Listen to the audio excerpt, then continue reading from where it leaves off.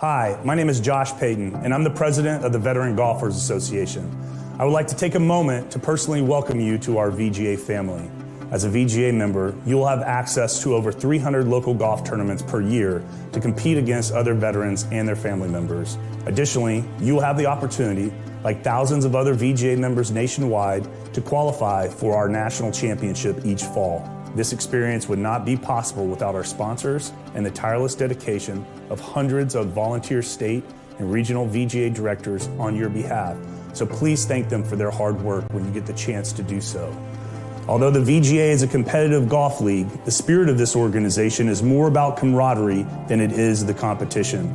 I would like to wish you the best of luck on your quest to become a VGA champion, but more importantly, I encourage you to meet new battle buddies along the way.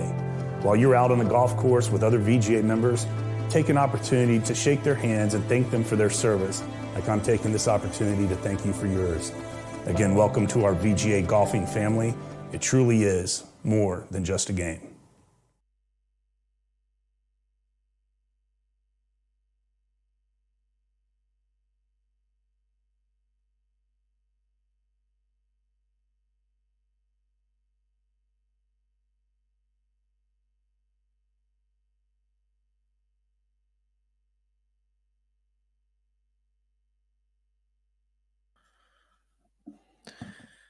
Welcome, everyone, to round 2 of the 2024 VGA National Championship. We are live from the beautiful Grand Over Resort here in Greensboro, North Carolina. I'm Kevin Fry, and alongside me with Joe Cayley, we are ready to bring you a lot of great golf action. This exciting tournament continues to unfold. We're going to take a look at yesterday's round 1 leaderboards here. Leading off, Joe, right away, we had a really tight leaderboard coming out for round 1 for Vet A. We have Travis Bryant leading the way at +2, and then 3 guys chasing him with Michael Bradshaw, Craig Thomas, and Chance Carrick. That's right. It was a very close field. I think everyone was expecting Travis kind of almost run away with it, but that was not the case. It's very close. Very, very close. They had some tough conditions yesterday, so we'll be excited to see how they play today. Moving on to Vet B, Mike Little in the lead at +10 from round 1, followed by Sam Hankins and Don Holden very close at +11. Again, great to see such a competitive, competitive flight with B flight. C flight, we've had Mark Brinkman leading the way at +15 with Rick Matheson and William Pickett close behind. And Joe, I'll tell you right now, we're going to lead into a playoff here with these two, Mark Brinkman and Rick Matheson. That's right. As they've finished their competition round, and we're going to get to see them go sudden death live on the 18th hole here in just a minute. That's right. They've turned in their scorecards and heading back down to the 18T for 18T for another playoff. So it's going to be an exciting finish watching these C flights, guys. That's right. In veteran D flight, we had Pete Jurek lead the way at +5 with Sean Shelton right behind him at +7. I know that flight's seen a lot of movement today.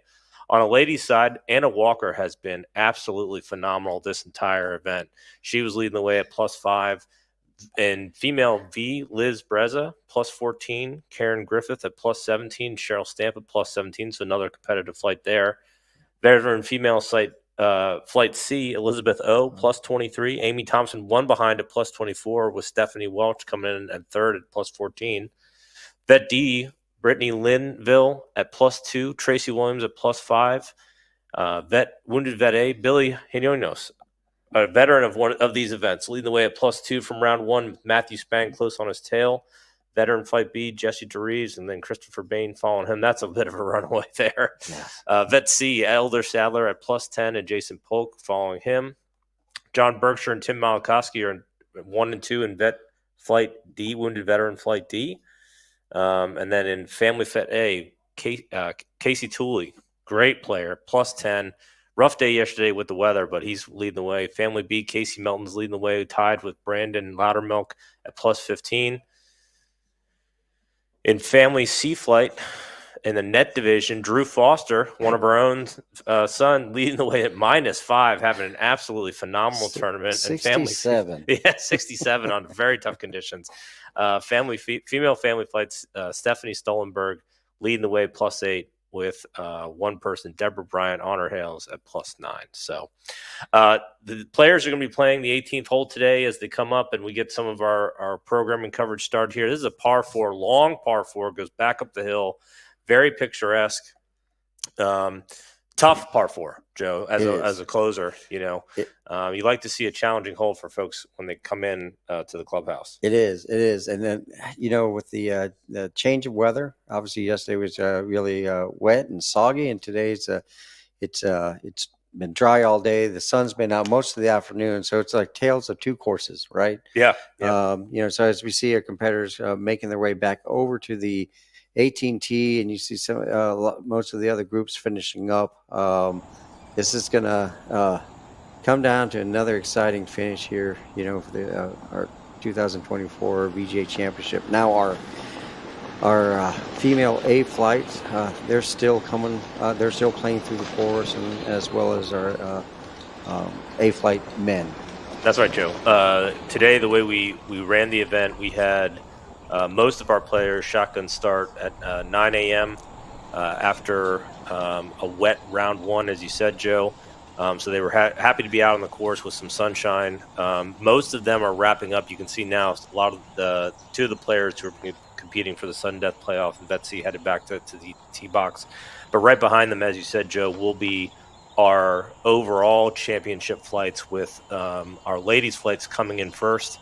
We'll watch them conclude on the 18th hole, and then we'll bring it back to the tee box to watch our veteran flights come in for the end of the event.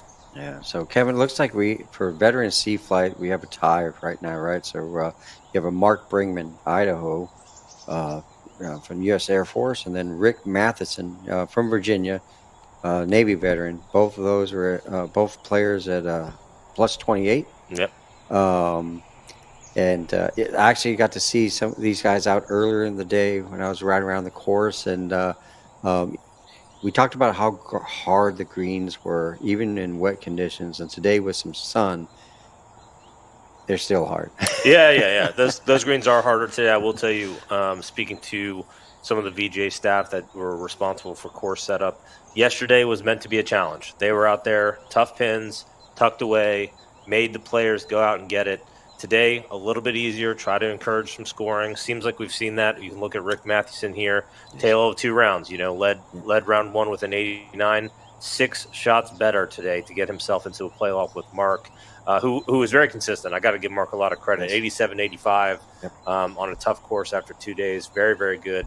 But, you almost feel you have to say Rick might be carrying a little bit of momentum here going into this playoff, having had a good second round. Definitely the round of the day for C flight by a couple of strokes. So we'll see how that plays out here in the next couple of minutes. That's right. As you can see, the players are standing up there in the shade. Yeah, looks like they're getting a little bit of a pep talk from Coach Urban Meyer here. That's right. Look, Coach kind of admiring their driver, and he's a pretty efficient driver of the ball himself. But it's great to see him out here supporting the VGA, our members. He loves doing this. And folks, Coach Urban Meyer is the host of the Fox Big Noon Kickoff Show, on Saturdays at college footballs, and then he does a podcast, Mondays. And guess what? And he's on a plane coming out here supporting our VGA members because he loves it. It's actually kind of weird to see they're standing in the shade because yesterday they were probably going to be standing under trees like that just to avoid some rain, take cover. Yeah, that's right. Yep. Today it's hot. It's a hot one out there. It is. But Joe, to your point, along with Coach Urban Meyer, having folks out here supporting the VGA. I mean, just today we were sitting there at lunch and we had not random, but we had a VGA member in the local area come in and say, "Hey, I drove out here. I'm in the local area. I wanted to see what's going on."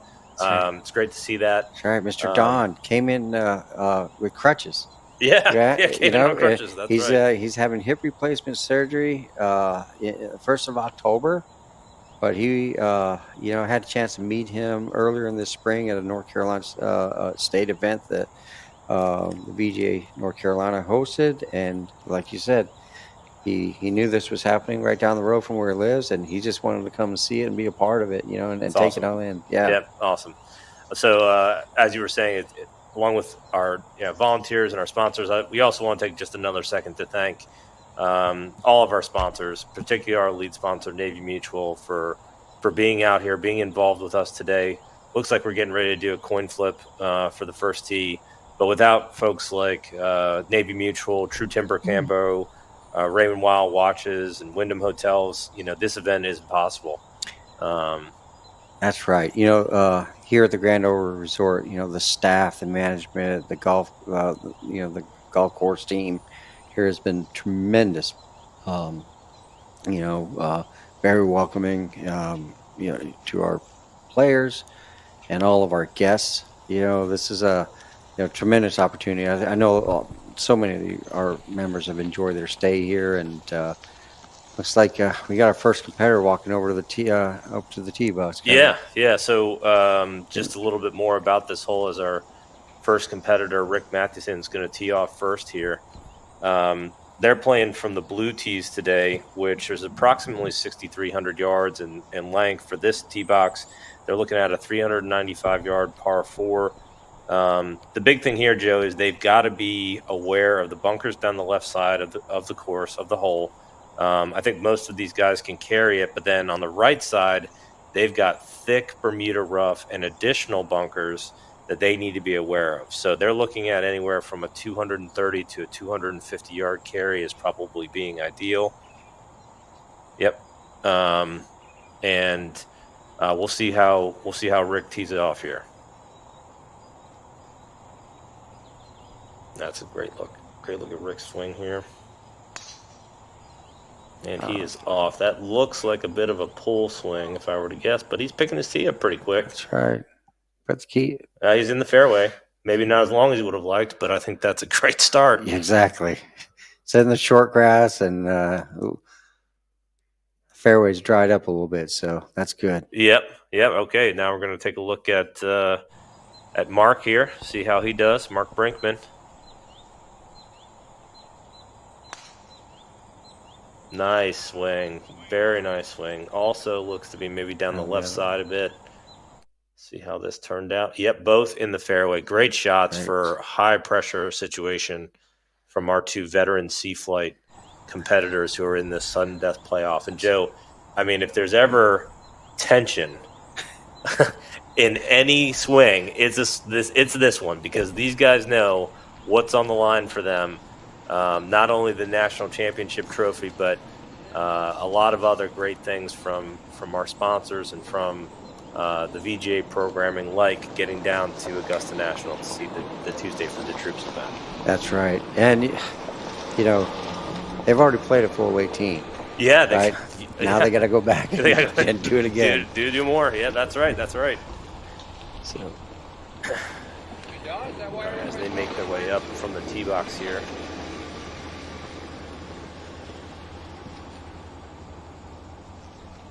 We'll get a good idea of how far they have out here shortly. But like I said, Joe, I would anticipate they're going to be hitting anywhere from 160 to 170 into the green, which for most of our competitors is going to be a mid to long iron.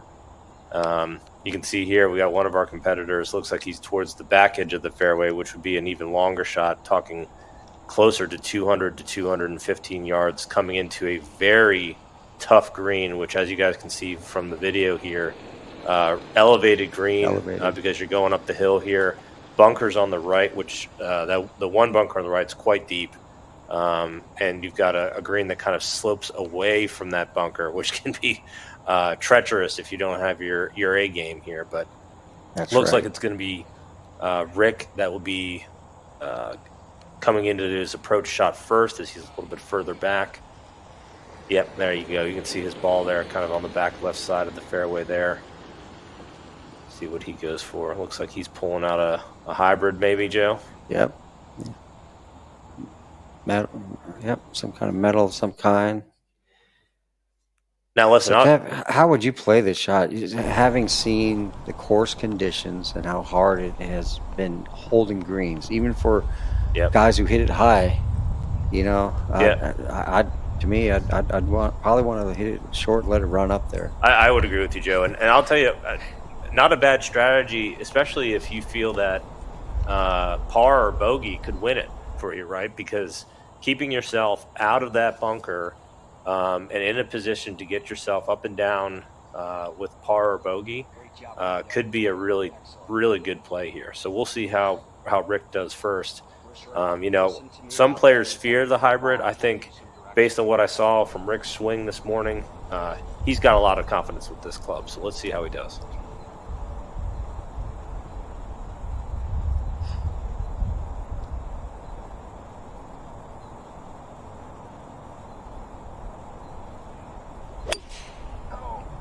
Great swing there, tempo. Yeah. Oh, did he pull it?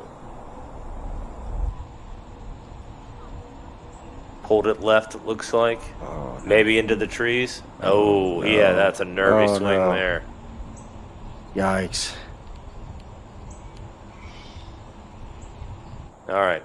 Well, that opens the door for Mark. Let's see what Mark can do. He's got an iron in his hand, so he's definitely closer to the green at this point.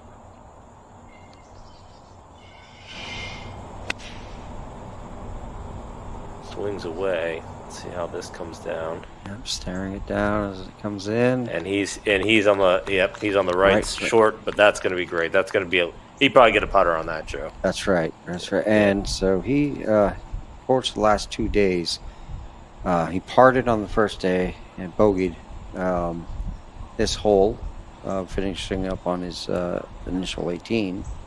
So he looks to be in a good position. Right there in the fringe, right side of the cup. Yep. Well, we'll see what Rick can do here. Joe, if the Armed Forces Cup back in May has taught us anything, is that a player is never out of the hole, and you have to anticipate the player is going to hit the shot that you least want them to when you're in this type of situation. So focusing on your shot is the way to go here. Exactly. And we've seen some miracle shots in the past from a lot of our players. So looking forward to seeing how this comes out.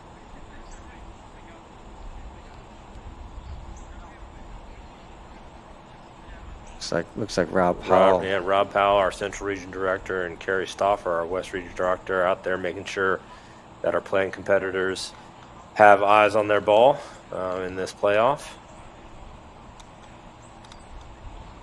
Yeah, okay, they found it, so that's good.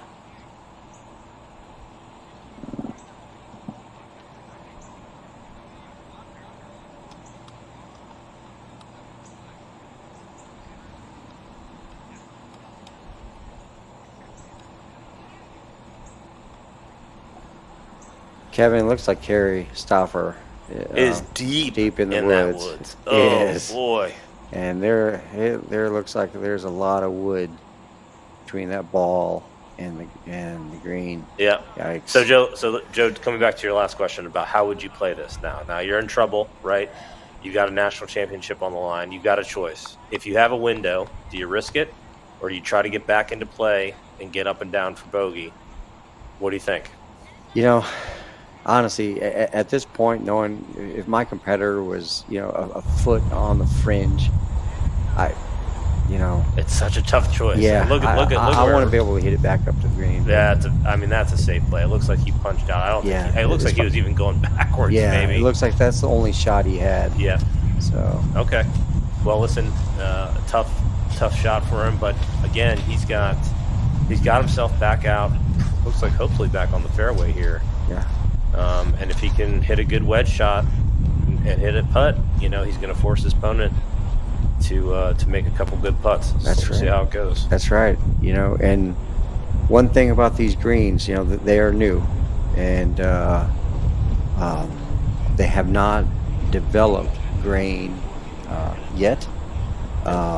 They roll pretty consistent, but they've left a lot of competitors scratching their heads. Yep. All right, here we go for his fourth shot into the green. Now that looks like some good shot. Nice little. Oh, but right there you can see it, Joe. Yep. Like you said, hard greens. That ball kicked right next to the pin and kind of rolled itself back. So Rick is going to have a tough putt coming back down the hill for his bogey. with his competitor Mark on the right front center of the green with a birdie putt.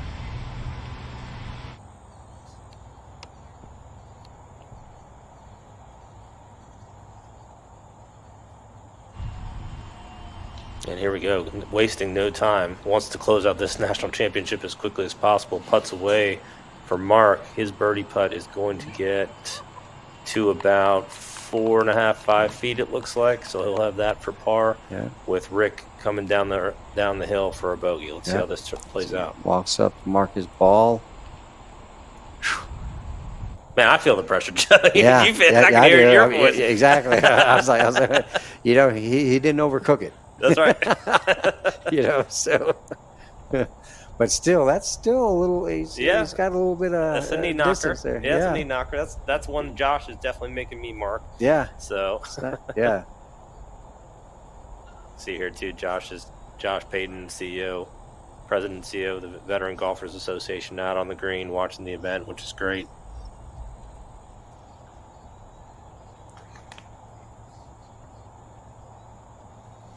And Joe, just as we watch these guys finish up here, I can tell you there's been a little bit of movement in our lead groups.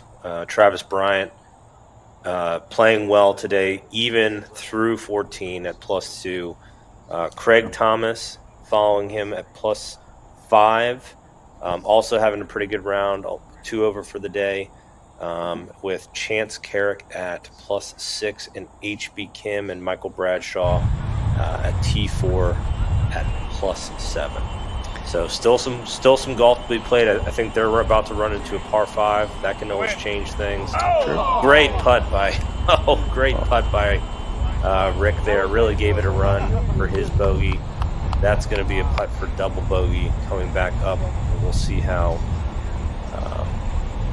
Mark handles his short par putt here. I'll tell you, one thing I noticed about this is he's not really wasting a whole lot of time here, which I think probably helps the nerves a little bit, Joe. Exactly. The more time you spend over that golf ball, the more your mind can get to working. That's right. In ways you don't want it to. So. That's right. Just get up and get it done. Par putts away. Oh. Just misses it, but that's going to be a tap-in 5. That solidifies the national championship for Mr. Mark Brington out of Idaho. He takes veteran Z-Flight at +28 in the sudden death playoff. Yeah. Handshake from Josh and Kurt Turbenmeyer. Big hug from Kerry Stauffer out in the west. Always proud of region director to see a champion crowned from your region. So great play here. Great play from those guys.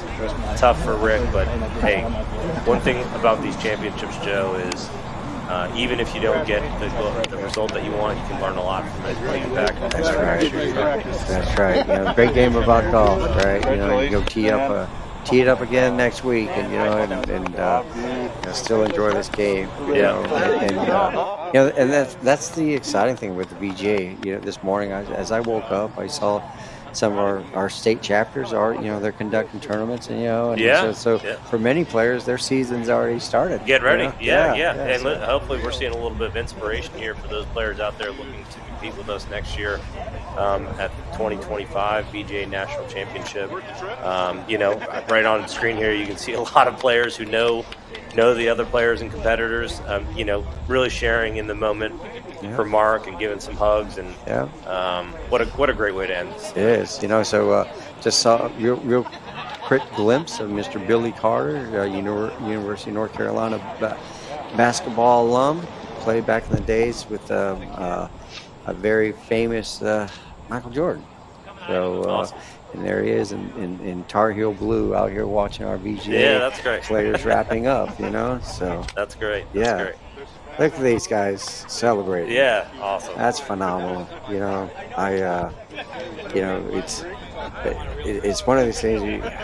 These folks probably set this plan and a goal that this is what I'm doing, this is what I want to accomplish. And you see them get here and play well, and tonight they'll be receiving their championships. So this is great. So now we will have Yep, and just a minute here, we're going to go back to the first tee. We're going to have our overall ladies division group get onto the tee box. We're going to take a short break, and when we come back, we'll have them come in, followed by our overall men's championship flight. Come on in. Stay with us, folks. Yep. Can't wait. Hey, brother. Hey.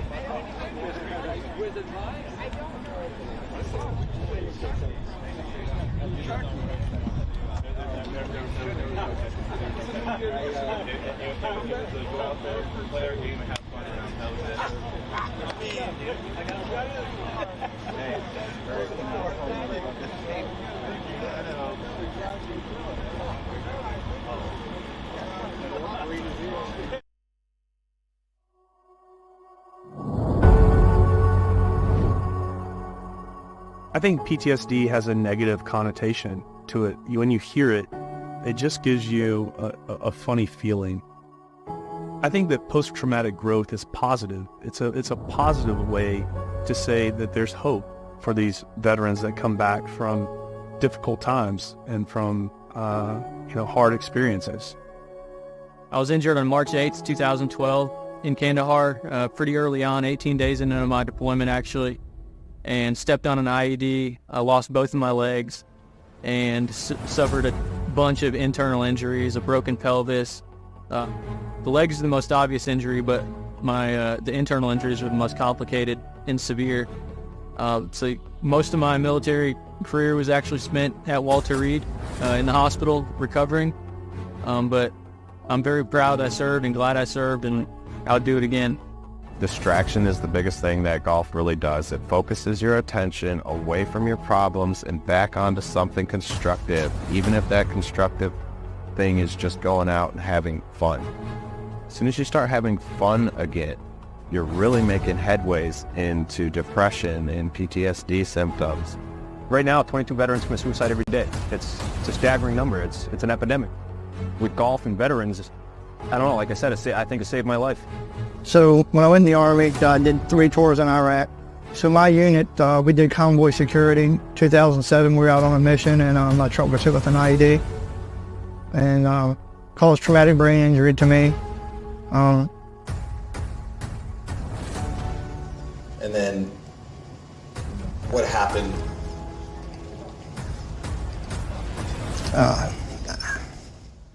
In 2021, I was diagnosed with bone cancer. So now I got a different outlook on life. Every day I wake up, it's a blessing just to live my life and be happy and try to make others happy. The VGA is incredible. You know, the VGAs gave me life. So last year, I was a team captain for Army at the Armed Forces Cup, and leading my team to victory was one of the best feelings I've ever had in my life. And I've met people from every state, and I've got friends everywhere. And I love these guys. I love the VGA, what it represents. We thrive on teamwork. And when we get out of the military, we are separated from our teams. We're together for 4 or 5 hours, golfing, laughing. Now you're my brother. It may keep a vet alive another day. That's why you have to have organizations like these. It's not about necessarily the golf. You get to be yourself finally. That's something a lot of vets haven't done in a long time. A lot of men and women who serve around the country, they experience things that most human beings do not experience. And then they come back here and at times they feel lost. Veterans Golf Association is an organization that was created several years ago, and the purpose is that it's a community. Create this family around the great game of golf. And I think we all have an obligation to show the country what a veteran's all about. No greater way than the VGA.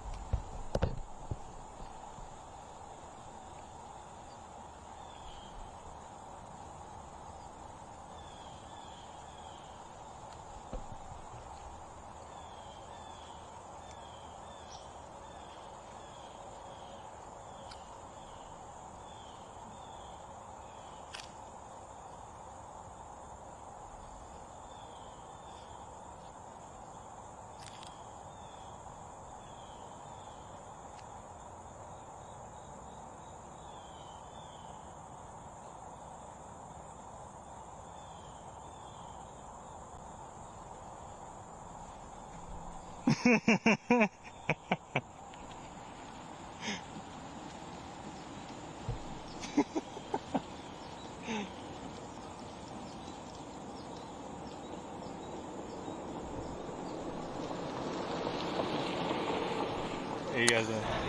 back, folks. So as we wait here for our next group to come up to the tee on hole 18 of round 2 of the VGA National Championship, Joe, I wanted to talk to you a little bit about one of the topics that we talked through yesterday, which was how these players can actually make it here to the National Championship. Because I know for some of our members, particularly in our senior flight, there may be a little bit of confusion about how they can get here as the different divisions within our organization work. So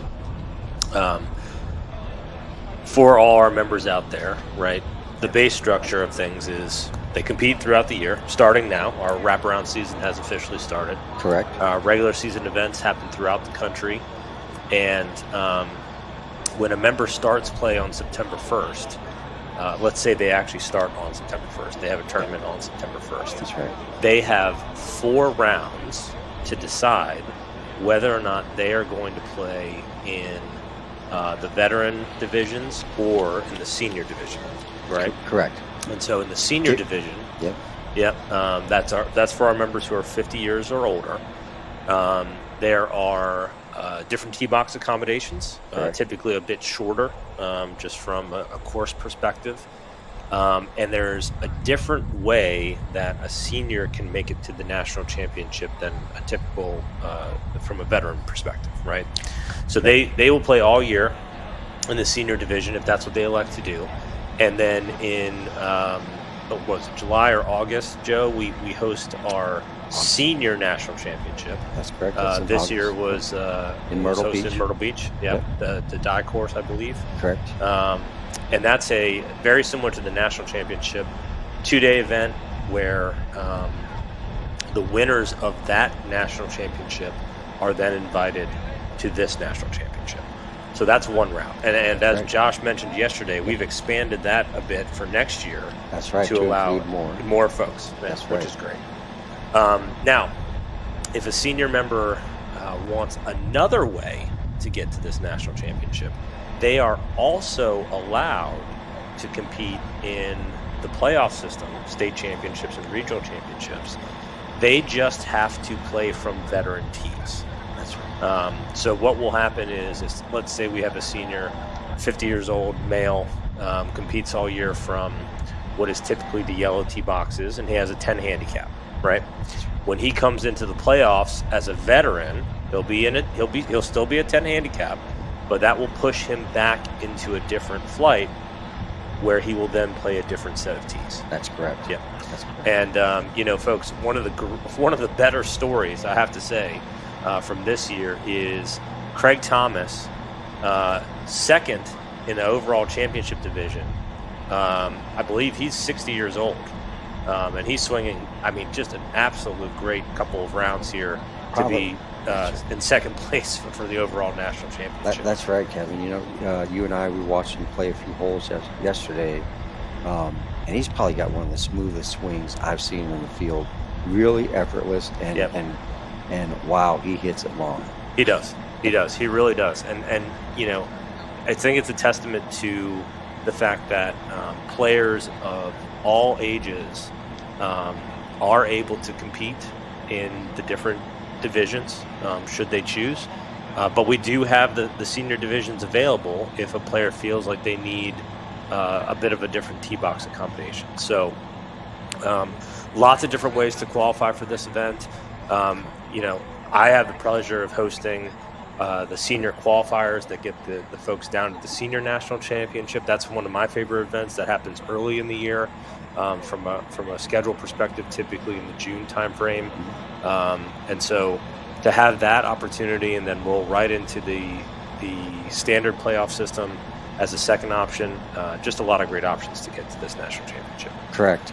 And I've heard some of the senior competitors here at breakfast, and it's almost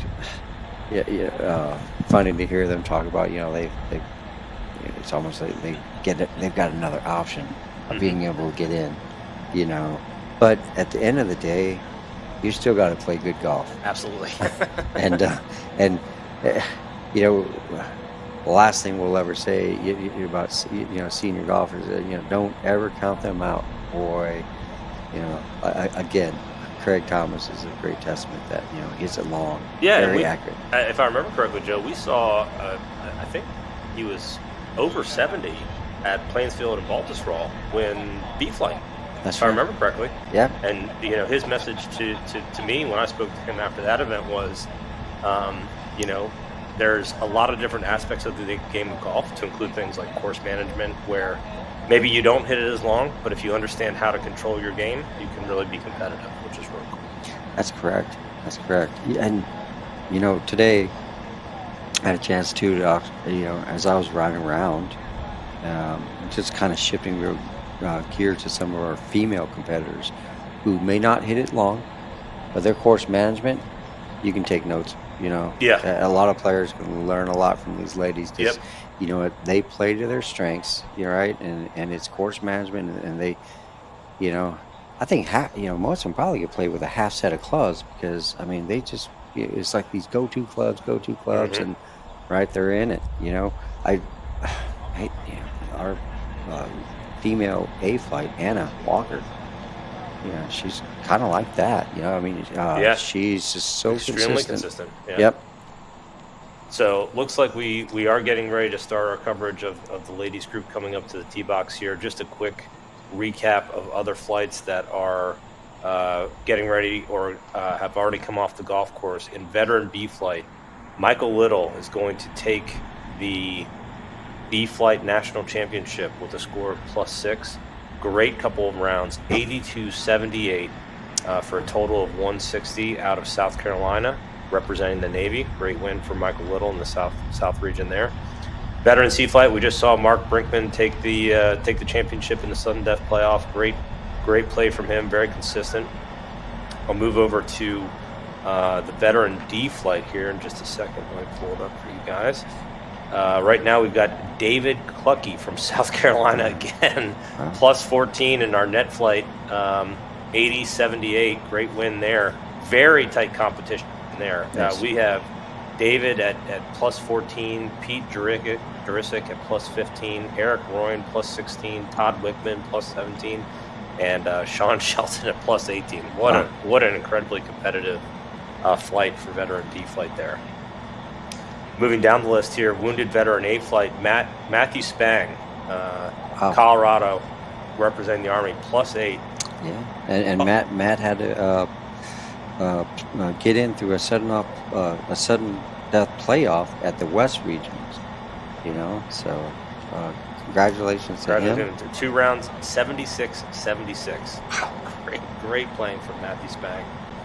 Wounded vet B flight, Jesse DeVries, out of Kentucky. South region seems to be running the table here, Joe.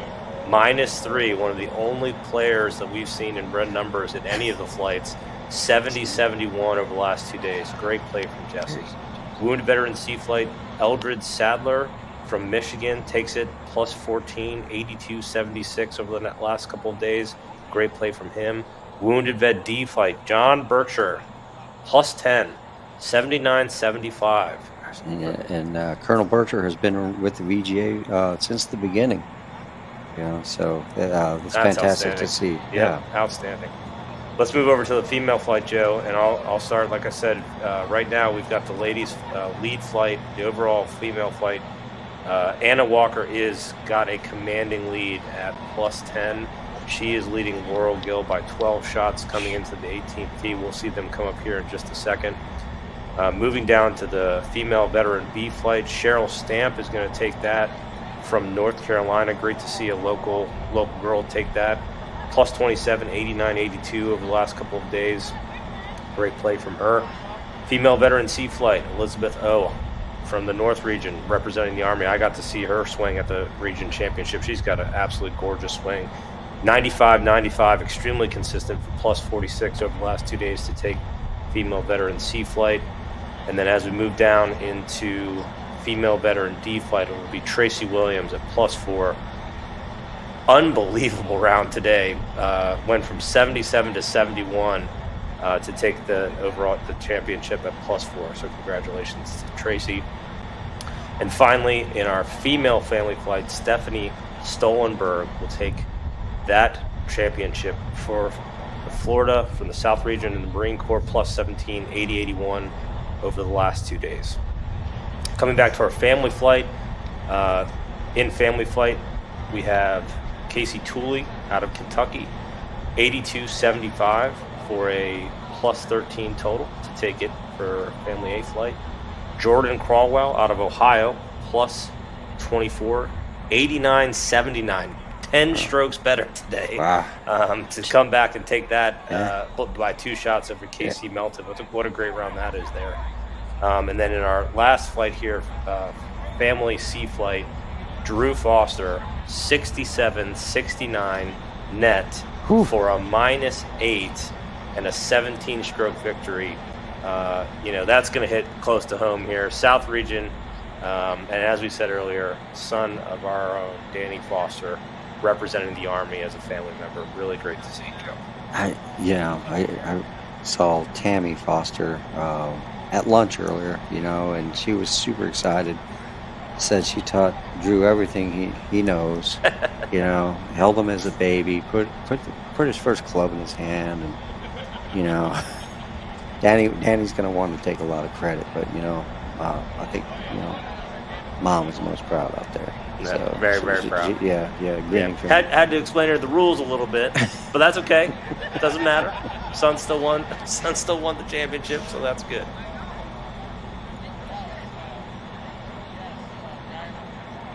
That's an incredible score, 67, 69. Yeah, I mean, to play that well over 2 days in a really high-pressure environment.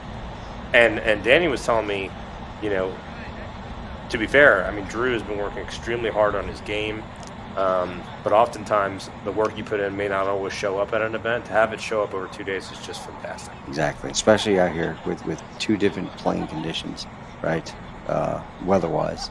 So... And he was pretty consistent,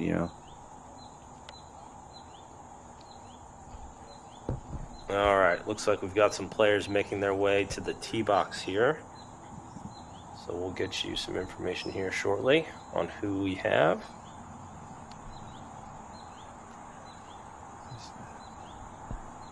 Hole 18 is par 4, playing 410 yards. Oh, actually, folks, my mistake. We are going to have some of our A-flight players come through. That's Mike. Is that Mike and Tilly coming up there? Hard to see here from our viewpoint. That looked extremely short. Yeah, made a little bit of a miss hit there.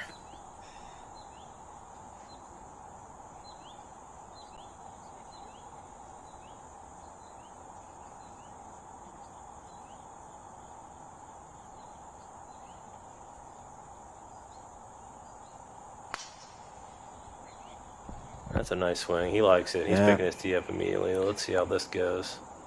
That thing was going down. Yeah, that's right in the center of the fairway there, which is great.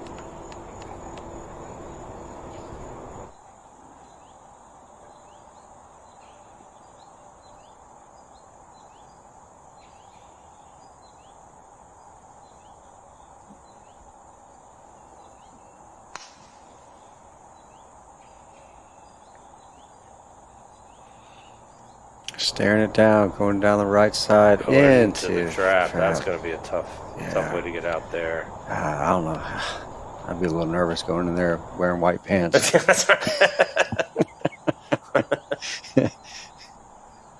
Some big cuts here for our next competitor. Joe, I do think what's happened here is we've made a quick switch. We've got some of our A-flight competitors playing off the tee here. That is definitely the back tee set here. So we might have switched things around. We'll have the ladies coming up here in just a second. We'll watch these guys get through their round. Signal of yep. Got the signal. It's going down straight. All righty. All right. Good shot there.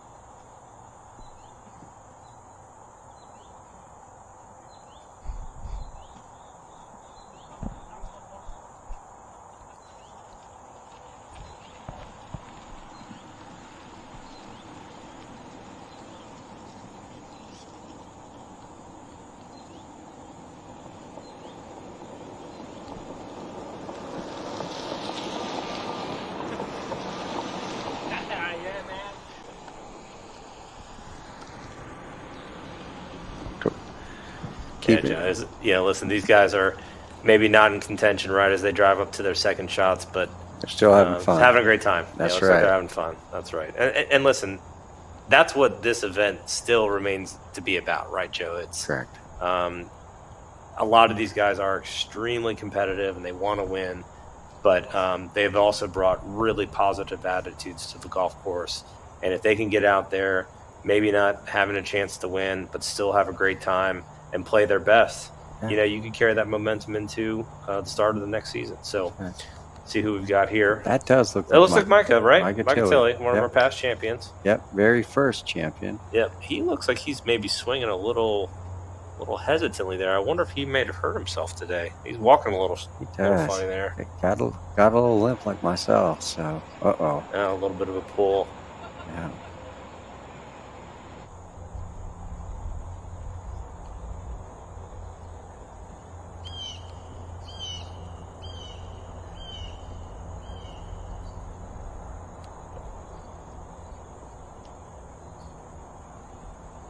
All right, so this competitor, he's got probably 160 yards out of the bunker from where I see him at.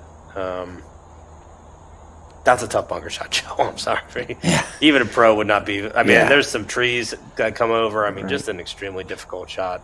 And knowing if these guys have the firepower to go for the green, but they know they got to be able to stop it up there somehow. Yep. That's right.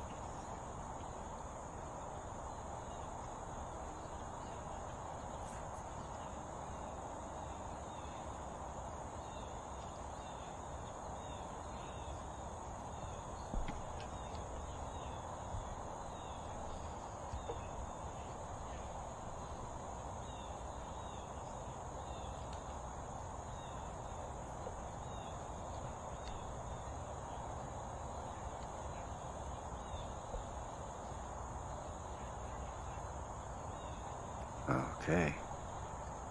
Trying to get the practice swings in. Knows how he wants to. We'll see how he does here. This is a tough shot. Again, with white pants on and sloggy red dirt in there.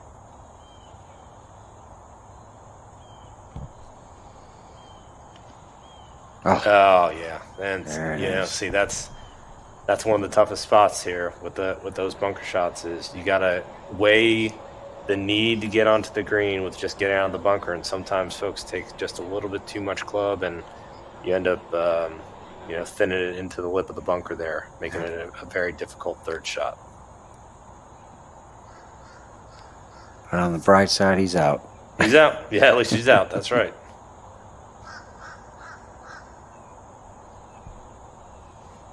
Second shot here. That was a good drive, Joe. Yeah.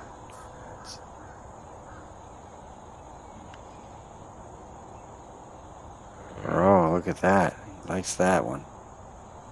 Bounces, and there. Left side of the green. He'll have a long putt, but that's still pretty good.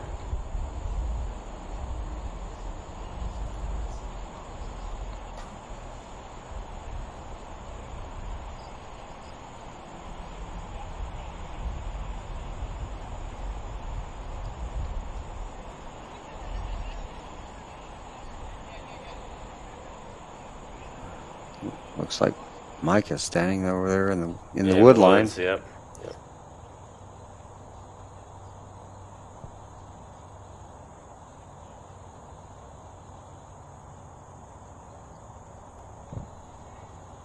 This should be a short approach shot. Let's see how he does with this one.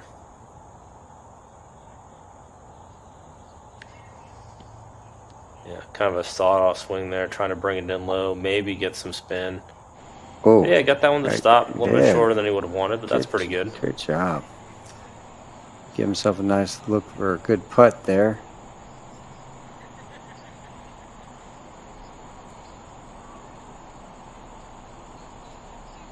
Go and get about 18 ounces of sand, fill in that divot he just left out there. But sometimes you got to dig in deep, put some spin on that ball, get it stop on these hard greens. Yep, that's right.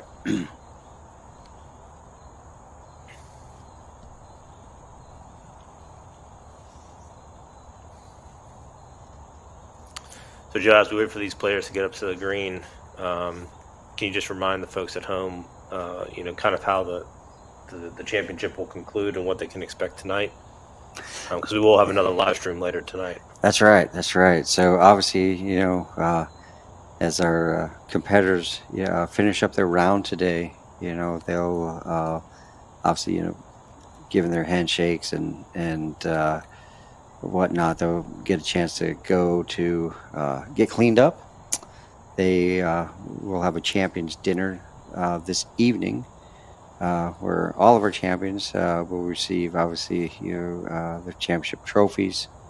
Our male and female overall champions will receive their red jackets. And just real quick, Joe, on the red jackets, there's obviously a meaning behind the red jackets, which we touched on before. But can you also tell the folks at home a little bit more about the history of those red jackets? Because I think that's pretty cool. Yes. So obviously the red jackets, RED, the acronym stands for Remember Everyone Deployed. It's a big meeting in the military and veteran community, because as you know, we still have troops and sailors and airmen, standing guard, standing watch, all over the world currently, and we want to be able to pay tribute to that, and for their continued service and sacrifices that they're making for their families, for all of us. It's a very bold, striking, red color. You see it from a mile away. You do, very, very identifiable. But this past year, it was remarkable at the Masters tournament in Augusta, Georgia, that patrons were walking by and they were recognizing some of our VGA champions who had red jackets on. They were like, "Hey, VGA!" It is now being recognized at places such as the Masters. That's pretty neat. Very cool. Yep. And I think part of the reason it's recognized that way is, if I understand it correctly, the manufacturer of the green jacket for the Masters is also the manufacturer of the red jacket. It's a very exclusive tailor. Yeah, that's very cool. So a lot of similarities there as we see our next competitor kind of getting ready to come up here with an up and down. Ooh, that's a good little chip. That should run out a bit. Pretty good run out there. Leave him about 6 feet coming in for his par. All right, all these guys can putt. I watched them earlier today and even a little bit yesterday out on the course, and most of them have got these greens figured out. Mm-hmm. Look at this. This is a great putt for birdie. Just slides by on the left side there. Is he playing with a VGA ball, Joe? That looks like a low good VGA ball. It does. It does. Yeah, you probably got another 2 grams of ink on that side of the ball. That rolls to the left. And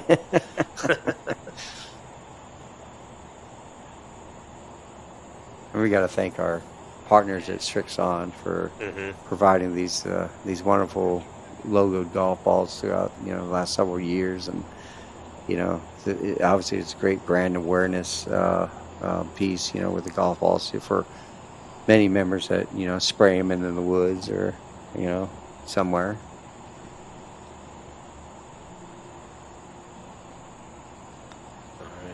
Putts away here. Long putt. See how this one does. This is tracking pretty well. Rolling nice. Good. That's a good putt. I think that was Mike Attila. He's got the experience to know how to finish around even if he's not in contention. So that's all right. Mike has been such a great champion. Oh, this might be Mike. Sorry. This is Mike right here. Can't tell. And Mike has got I really enjoy talking to him. He sounds like Mark Wahlberg. Does he? He does. I call him Marky Mark. It's just but the realtor now back in Washington State. Good putt there. Slides off to the right. See if he can tap that in to finish his round. He looks pretty tired, Joe. It's been a long couple days, I think. Yes. Oh, just slides off there. Yeah, it's a tired putt. That's all right. Always great to see a past champion out there grinding away, trying to get back to the top. Looks like he had a good time. He's got a smile on his face walking off the green. That's right.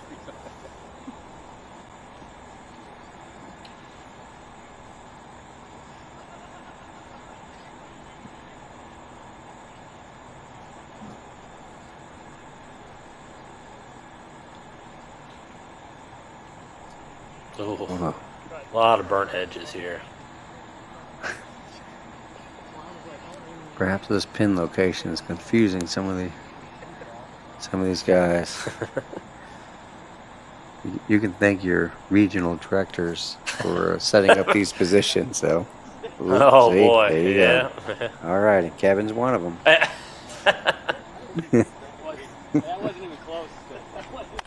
There we go, folks. That's one of our first A flight groups coming in. Yep, handshakes all around. Handshakes around. We got some folks coming back down on the tee box. Looks like we got HB Kim getting ready to tee off here. Smooth. Nice swing from Very HB. smooth. HB's sitting at +8 right now, 1 over for the day. A little bit of an unfortunate situation yesterday for HB Kim. Did have to take a 2-stroke penalty at the end of his round due to some non-conforming paint that was found on his driver head. Could have been worse. Could have been a DQ, but the tournament committee decided not to do that. So glad to see HB still out on the course grinding for his championship. And a solid round for the day. Very solid round. Yep, Yeah, very solid. yeah. 1 over for the day. Got to be proud about how he's responded. Yep. So kept his head in it. Uh-oh. Well, that's going to spray off to the right there. I didn't see who that was, but that's going to be a punch out, Joe. Yeah, that would have been a great shot to play yesterday when it's cart path only. That's right. Let's see. This looks like might be Anthony Orlandi. Yeah, I think that's Anthony Orlandi. I recognize that swing. Played with him in Pennsylvania this year. Another great player. Great swing. Looks like he likes that one, maybe. Oh, maybe tailing off to the left. We'll see how it ends up here. Come on down there. Okay. All right. And it sinks into the Bermuda grass, but that's still in play, so he'll be all right. This Bermuda, I mean, it swallows golf. It does. It does. Yeah. So this looks like That's Coulter. past champion. Yeah, past champion. Captain with the airlines. Yeah, also having a decent day. It looks like he's only +1 today, so he's having a great round today. Just had a tough round yesterday, which pulled him out of contention.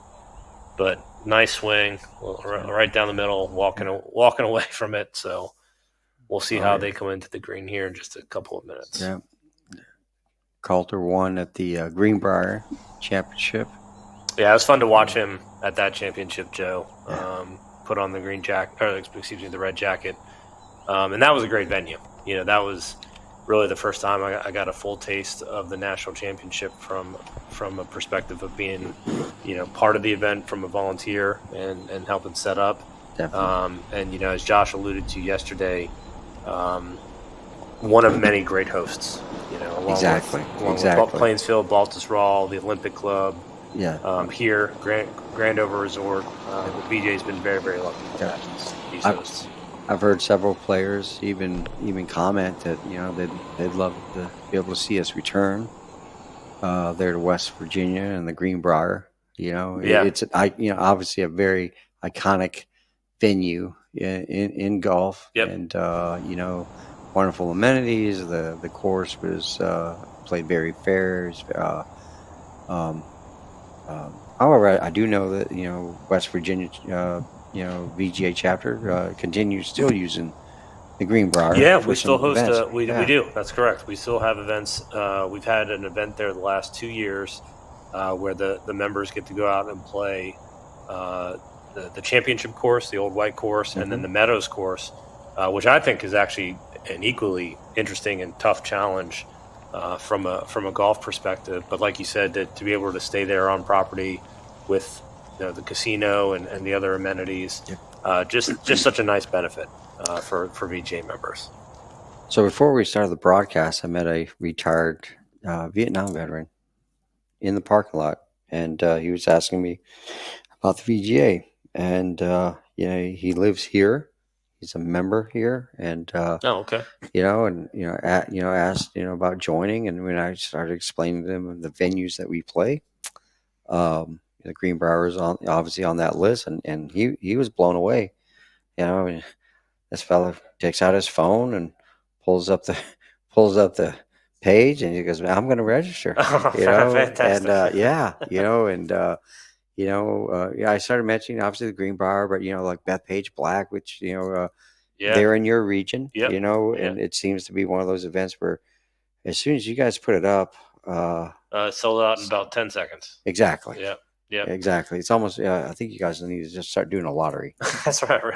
I mean, really, you're right, Joe. Like, and this goes for across the country, right? Yeah. For an organization that has such a reasonable membership fee at $76, and then, in my opinion, some of the best low-cost registration fees of any amateur golf tour in the country.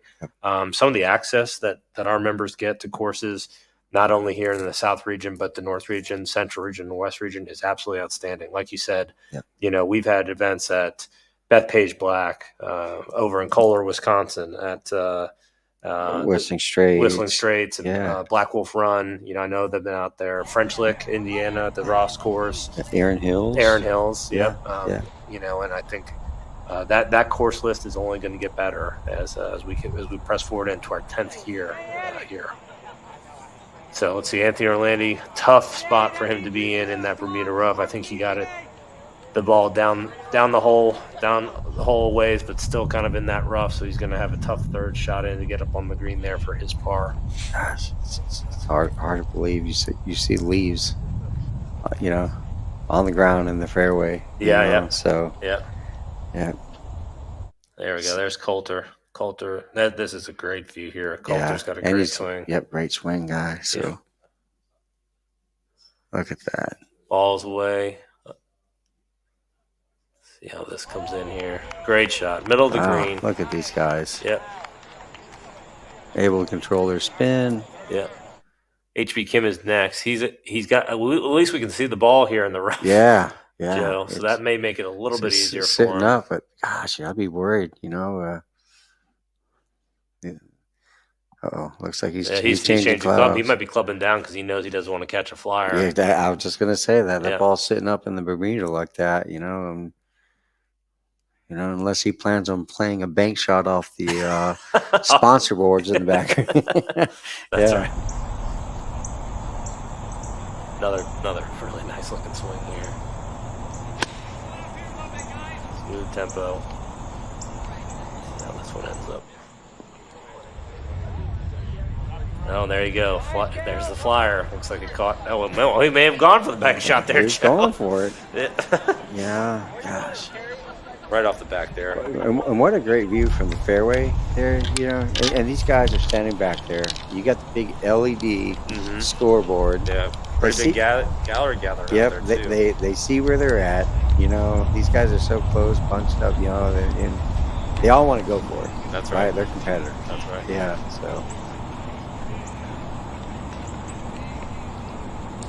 So I don't think we saw this shot. This is probably the third shot of our competitor here. Remember, off the tee, he was off to the right in the trees, but it looks like he's left himself pretty good leave for his third shot. As you can see, folks, we are still playing lift clean in place in the fairway, so that's what the player was doing with his ball just there. Getting a range probably somewhere in the neighborhood of 100 to 120 yards, depending on how he hit his punch out from the trees there. Maybe rethinking the club selection after seeing HB go over. Exactly. He said, okay. But here on the other side, it looks like Anthony may have hit his third shot in as he walks back to his cart. The hole is playing. I guess the hole is playing cart path only today, Joe. I think that's right, because we haven't seen anybody drive out there yet. That's right. And for a lot of courses, they like to kind of keep like that 18 finishing hole kind of pristine. Yep. That's right. Makes for a good photo finish. Yep.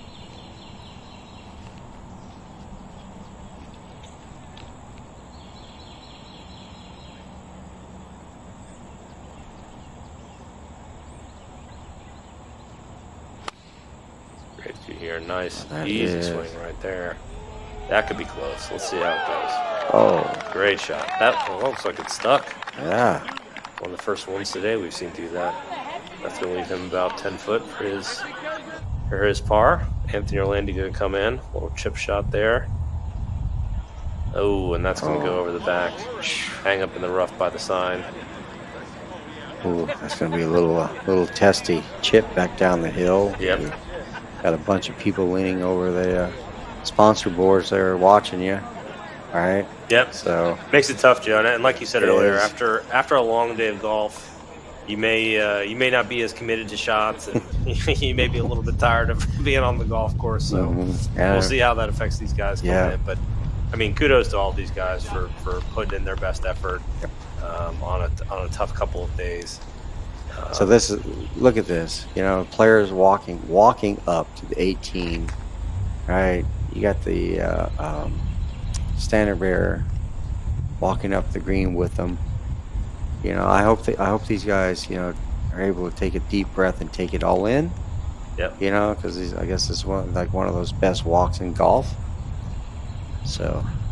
Absolutely. While they do that, Joe, I got to give you an update coming out of A-Flight. Uh-oh. Travis Bryant and Chance Carrick are now tied. Travis Bryant looks like he just triple bogeyed, or maybe double bogeyed, the par 5 16th hole. Double bogey, par 5 16th hole. So he's in a tie now, +4 with Chance Carrick. We got 2 at +5. So things are coming down to the wire here, folks. So we could really have a great finishing hole It's going to be exciting. for our lead group. It's going to be exciting. Yep.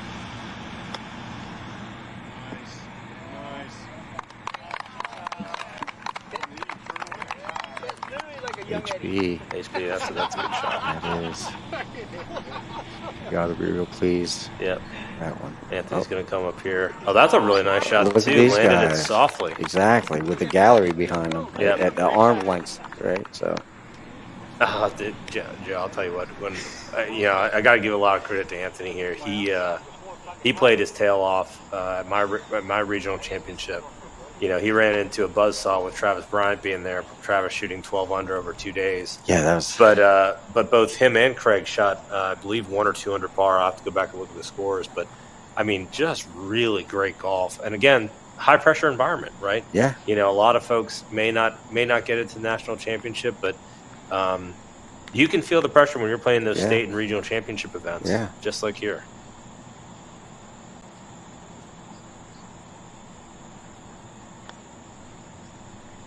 That looks like a nice putt. See how that does? Might burn the edge on the right. Yep. Not a bad putt there Oh. for Coulter. That'll be his comeback par save there. Bring him in at +2 for the day, if he can make that. Once these guys finish up, Joe, I'm told that we will go back to the tee box for our lead ladies group. Good deal. And watch them come in. That's good. That's going to be really cool to see. Yeah. See them come in.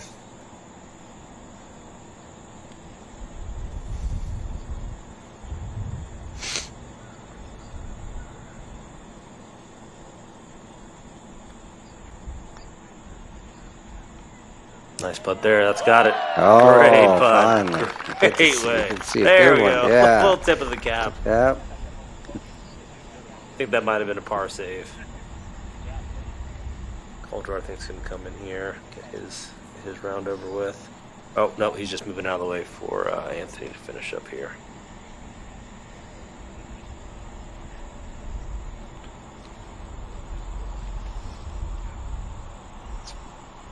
Good to see a lot of the competitors who've already finished up their round today.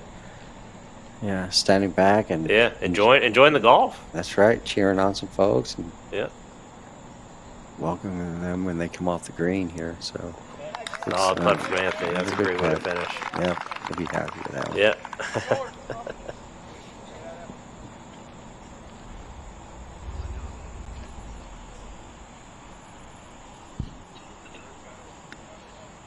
All right, HB Kim. I think this will be his par attempt.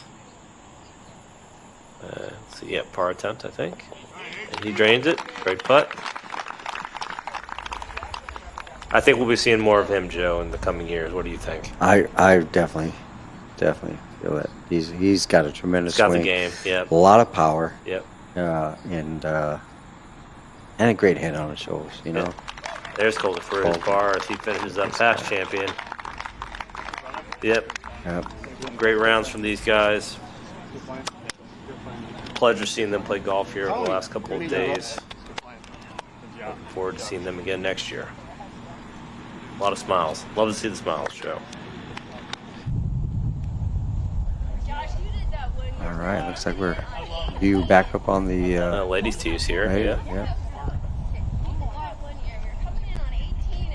So where are these ladies sitting at right now, Kev, score-wise? Yeah. So again, Anna Walker has just had an unbelievable championship. Today she is 5 over for her round. It looks like she had an eagle today, it would appear, on the, I believe it's the par 5 6th, looks like. And so I think she's going to lead us off here. She is plus 10 overall for the championship. Laurel Gill, our past champion, is plus 22, followed by last year's champion, Lauren Neal, at plus 26. And the first ladies champion, Christine Engelhop, is at plus 38 for the championship. Gosh, an eagle. That's incredible. Yeah. That's great, absolutely phenomenal front nine for her. 35. Great color. Going out. Yep. Great color. And look at that swing. Just an absolutely beautiful swing. Uh-oh. Watching it come in. There we go. That's fine. Look at It's in that. the fairway. Yep. Tell you what, as a playing competitor, when you have someone that you're playing against who is playing arguably boring golf and just fairway and green, it can really wear you down, because you can't really make any mistakes. Laurel here. Great swing for Laurel. Yeah. Went with driver. Great choice, too, because that's going to get her further up the fairway. She hits it well, too. So Christine will be next.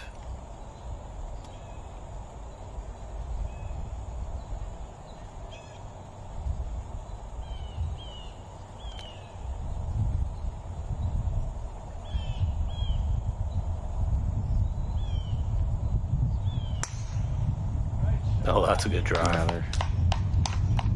Yeah, right down the center of the fairway. Great angle there. Yeah. From our College Golf Network team. As we were talking about earlier, this lady A flight, gosh, they're so consistent and so good. I've had a chance to play with Lauren here. She hits a great little tight draw, and being a lefty, see how she does here. Yeah.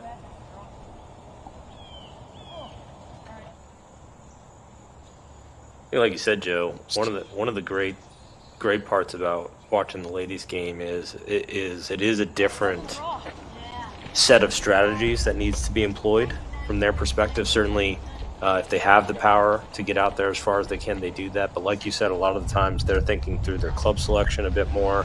They're thinking about where they need to place the ball, and it's really just fun to watch. Yep. And we just got to see the women's Solheim Cup team take the win for the United States. And same thing there, right? Yep. Really, really thoughtful players who use ball striking and tempo to their advantage to set up really great scores. And we're seeing it here today with Anna Walker and her round. Yeah. And I will say, it looks like for most of the competitors in this group, they are having much better days than yesterday. Yep. I'll give a shout out to Christine here. 9 strokes better on the front 9 from yesterday. Really, really a testament to her battle to stay in this thing. So I talked to a few of the ladies at breakfast, and it was really neat to hear them actually use the word strategy. Mm-hmm. All right.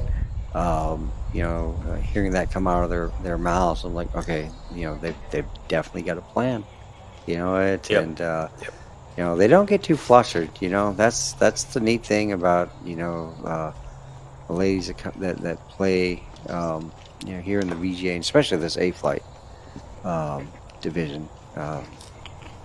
They know that they're not going to go out there and overpower a course. Heck, I can't go out and overpower a course. Yeah, so they set a plan, they stick to it, and it works out. Yeah, and listen, Yeah. that might be one of the lessons that I've certainly learned is watching some of the ladies golf, both here at the VGA National Championship and on TV. You know, with the professional ladies, is you know, sometimes you got to hit the club that you're more comfortable with, as opposed to just wailing away on the driver and spraying and praying, so to speak. Yeah. Speaking of driver, I saw a male competitor today hit a driver and then driver off the deck. Oh, you know, so that's something you don't really practice much. Right. I But certainly don't. yeah, right. You know, you get to a VGA championship, and sometimes people just want to go for gold. Look at that swing. What a lovely swing there. Great job. And that might be the shot. Look at this. Oh my goodness. That's probably what, a 5-footer there coming back. What a great shot. This is the best shot we've seen all day, Joe. It is. Closest to the pin on, first shot. Look at this. Yeah. Uh-oh. I mean, wow. Looks like Christine's going to be next. Tough to follow that. Like I said earlier, Joe, you see that all day. You're like, oh, man. Golf gods, help me out here. Look at the Grandover Resort towering back there. And a great host for us all. Yeah, last several days. Yeah. Yep. I think she caught that one a little bit heavy, Joe. Yeah. It's all right. I've seen Christine get up and down before. I think she can do that again.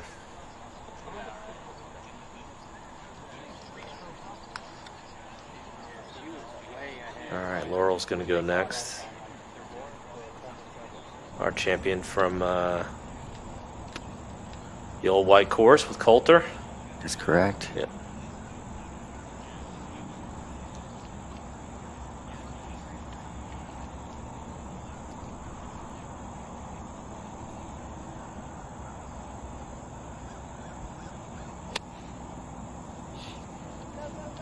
Nice swing there, too. Yeah, that was looking good. A little bit short, looks like. But Wow. that's okay. Not in the trap. Right. But, man. Now we know why Anna's score is the way it is. Absolutely. Yep. She parked that one up there close. Yep.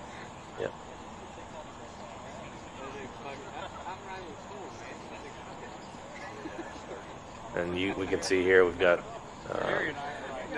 Lauren looking for her ball in the Bermuda rough there. You mix the Bermuda rough with some leaves down. Leaves, yeah. It becomes almost impossible to find the golf ball. It's good to see, her competitors They're out there helping her. Yep.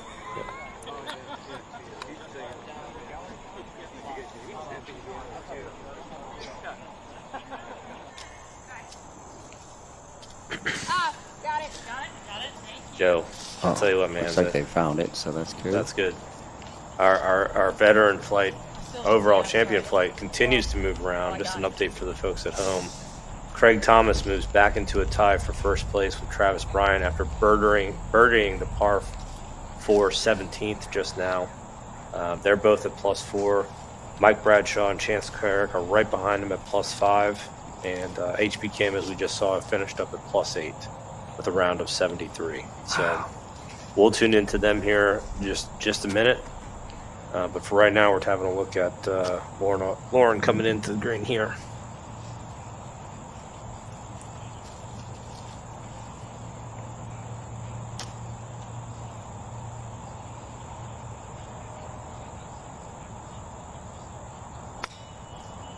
Oh, no. That's the Bermuda grass. Yeah, it is. That's Yep. thick grass. Probably so.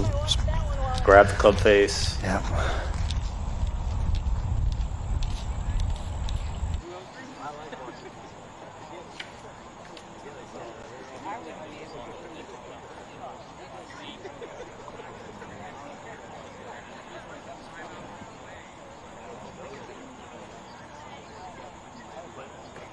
Oh, man. And look, the guy look forward to Look Ken. for it again. Wow. I think they found it. Lauren, she's still active duty Marine Corps officer Oh, really? in the JAG Corps. I did not know that. Yep. Do you know where she's stationed, Joe? Lejeune. Campbell think June? she- yep, Okay. so All she right, was so saying- local, North Yep, Carolina. Well, Yep. that's good. Saying they have the largest caseload in the Marine Corps. Oh, wow. Yeah. So I don't know what the heck them Marines and Lejeune What they're doing down there. Yeah. But they got the heaviest caseload.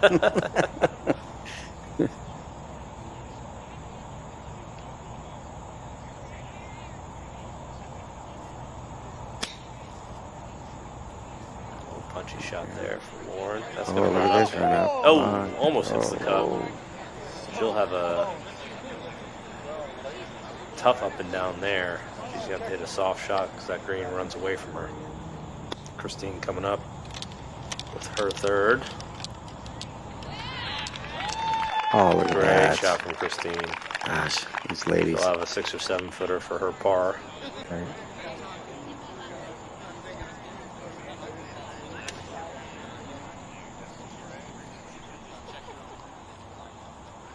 Laurel Gill will be next.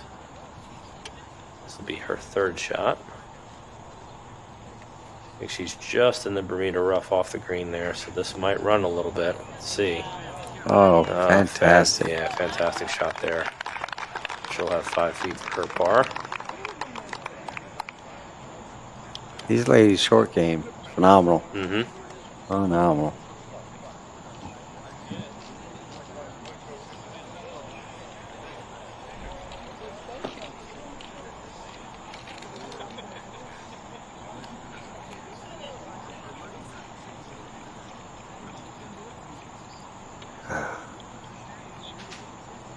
Three of our competitors are on the green. Lauren's gonna have to come in. Still got just a little bit to get on the green. I don't know. I'd probably be using a lofted putter. Yeah, just try to bump it up there, make sure it runs out a little bit. Not do something crazy. Yep. But as we said, they got some great short game. Look at this. Go in. Oh. So close. Hey, it. When you're- She knew she had to attack the pin. Yeah, had to. So, Had to that's had to good. do something. Yep. When you're short-sided like that, too, running down the hill, I think she did well just to have it run that far past Joe. That's right. To come back for a 15-footer. And, Lauren's been an excellent champion this year. I know she was, had her heart set in being able to defend. Gosh, come out here running into a buzzsaw in Anna, right? Yep. And I think a lot of these competitors were saying, Anna, where did she come from? Yeah, that's right. Well, like we said yesterday, I mean, having a bunch of new competitors show up at the national championship, seeing the new faces, Great to see. It's really great to see. Yeah. And again, as we talk about, there's the talent in the veteran community. Yeah. As more veterans join the VGA, and you get to see some tremendously great games from some of these folks. Absolutely. Yep. All right, we'll see. We'll have Christine here. Looks like she's getting ready to go forward with her par putt. Looks to be about a 6, maybe 7 footer.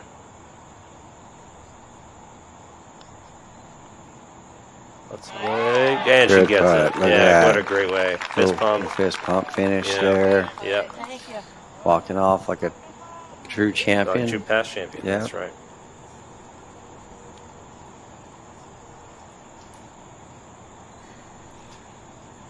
All right, Laurel Gill. Yeah. And in for her par putt here. Go, go, go, go, go. Gotta go. Oh, just a little bit short. She'll tap in her bogey. Another fabulous past champion.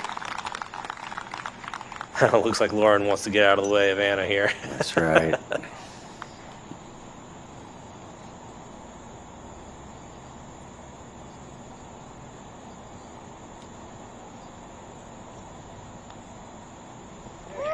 Great.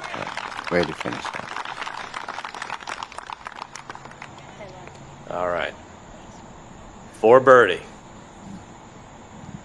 What a great way to finish. Let's see how it would goes. be. Yeah.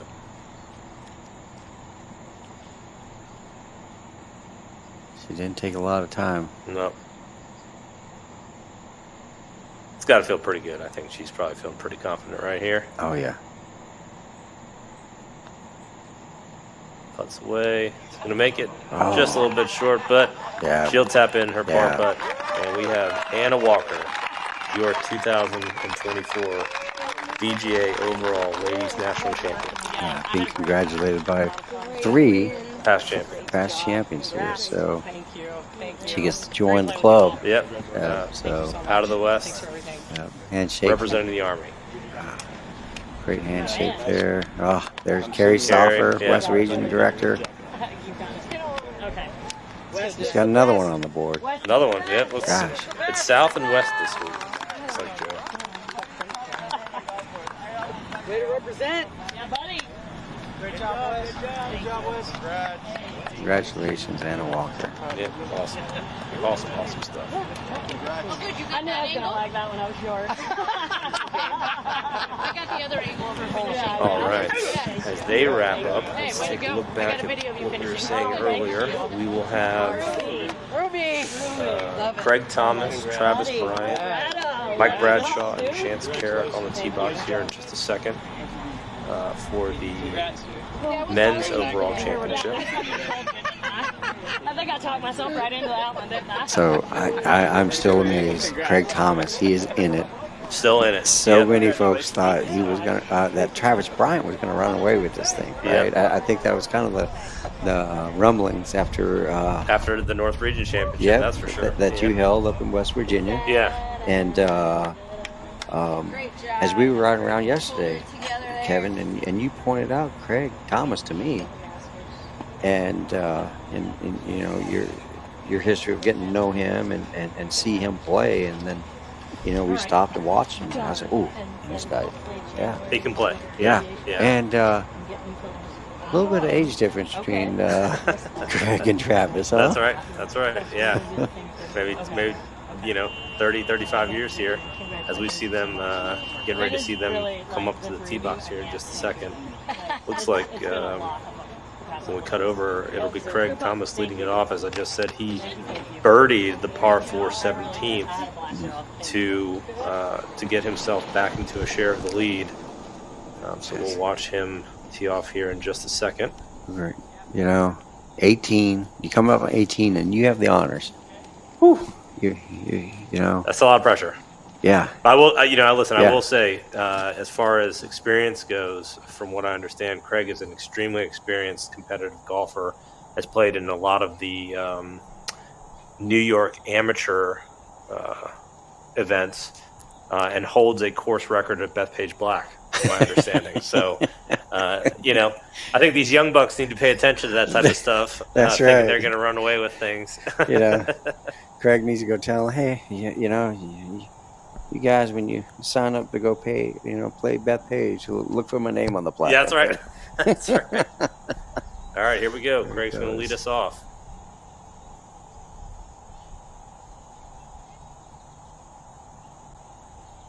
Very deliberate, and like I said yesterday to you, Joe, I mean, his routine almost never varies.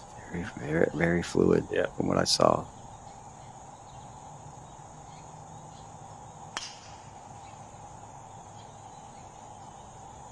May not like that very much. Off to the right there. Not his best strike, but that's going to be playable. It's going to be a long shot, though. That's right. He's going to have probably 190 yards into the green there. Mike Bradshaw is going to be next. One back right now. Going to have 2 very good shots here. Needs to put some pressure on these other guys and get the ball on the green in 2 shots. And he's got the power to do it. Yeah, he definitely does. That's right. So. He told me yesterday he was very much looking forward to the weather conditions being what they were yesterday, because he felt like that gave him a bit of an advantage, being a Coast Guard, coasty and everything, being out in the rain a lot, I guess. So. Oh. Balls away. Let's see how that goes. He likes it. He's picking up the tee.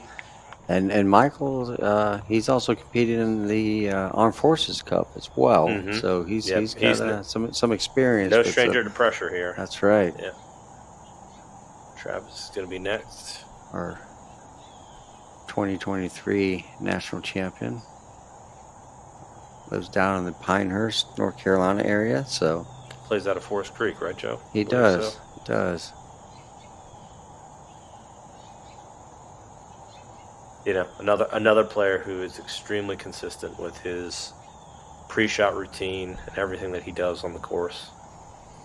You can see if he's not comfortable, he'll back off, get himself set, and get ready to try to put his best effort.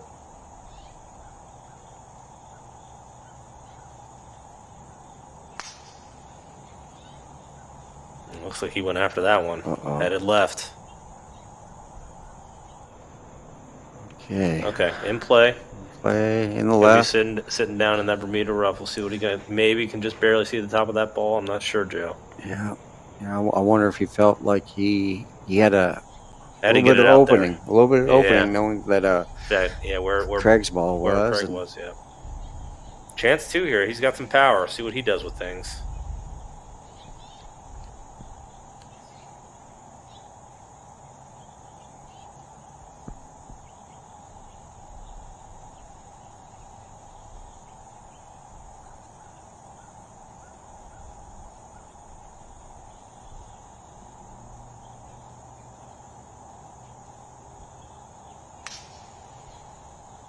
He took a big cut at that one, Joe. Seems to like it. Looks happy with it.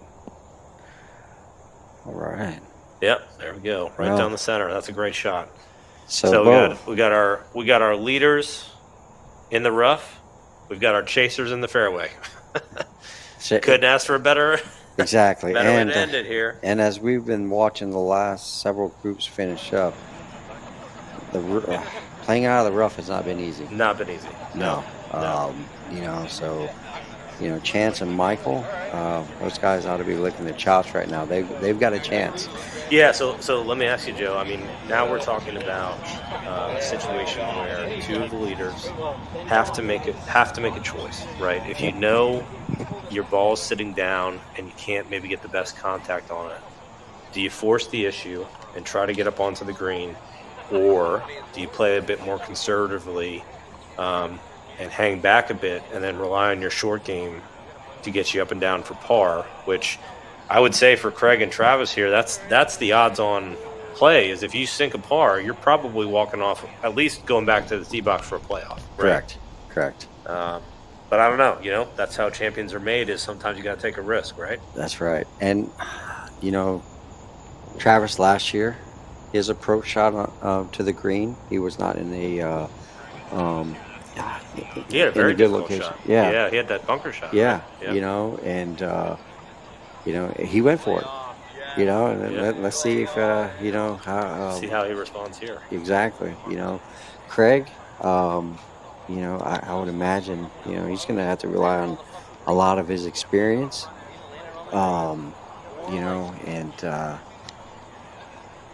He seems very confident with his overall game.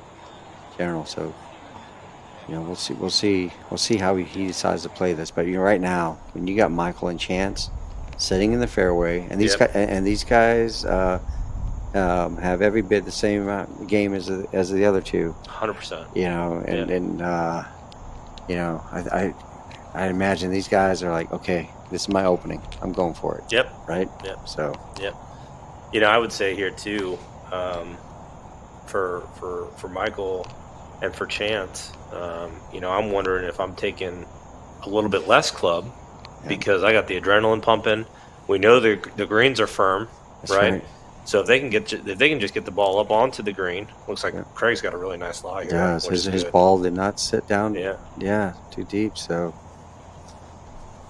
still got his iron in his hand, but that's got to be 5 iron, maybe 4 iron. He's got probably 175 yards coming in. See how his experience pays off.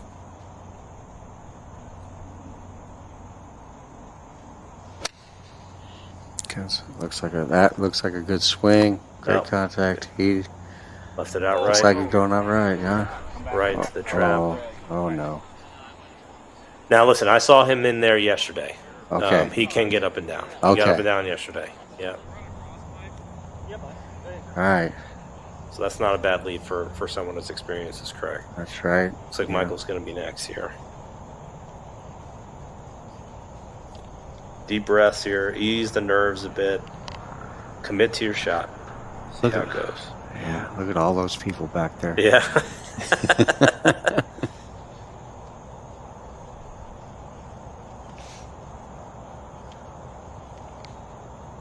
It's hard to tell here. Look, he might put a little bit of a cut coming in here. Try to land it soft.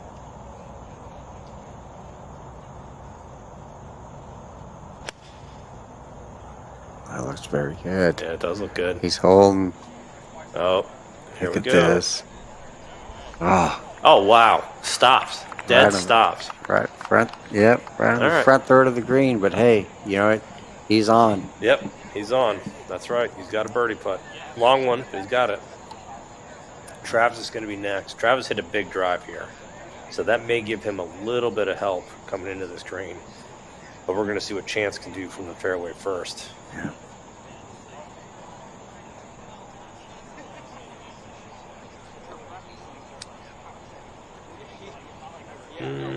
Actually, it's going to be Travis first, looks like. Just kidding. Who's it going to be? There you go. Chance first here. Let's see how Yeah, he does. Chance, middle of the fairway. Looks like he's got mid-iron in his hand.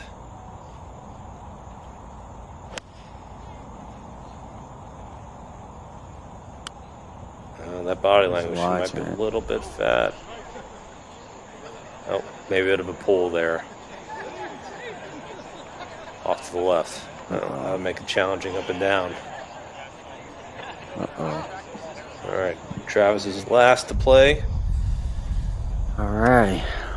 It's going through his mind, knowing that Craig is up there in the bunker. Yep. Does he get aggressive or?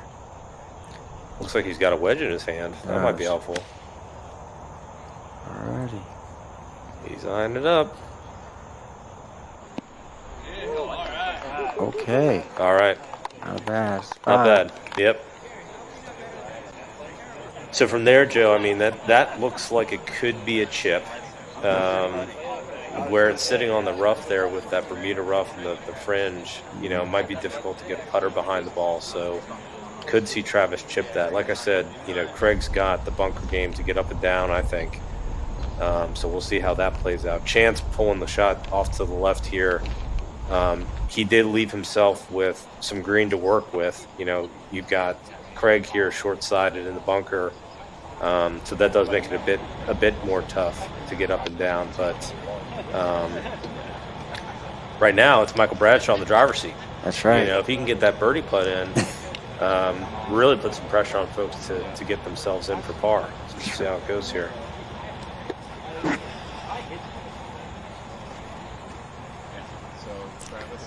There's Mr. Mike Elliott, Dunning, and Greg Norman Golf Apparel.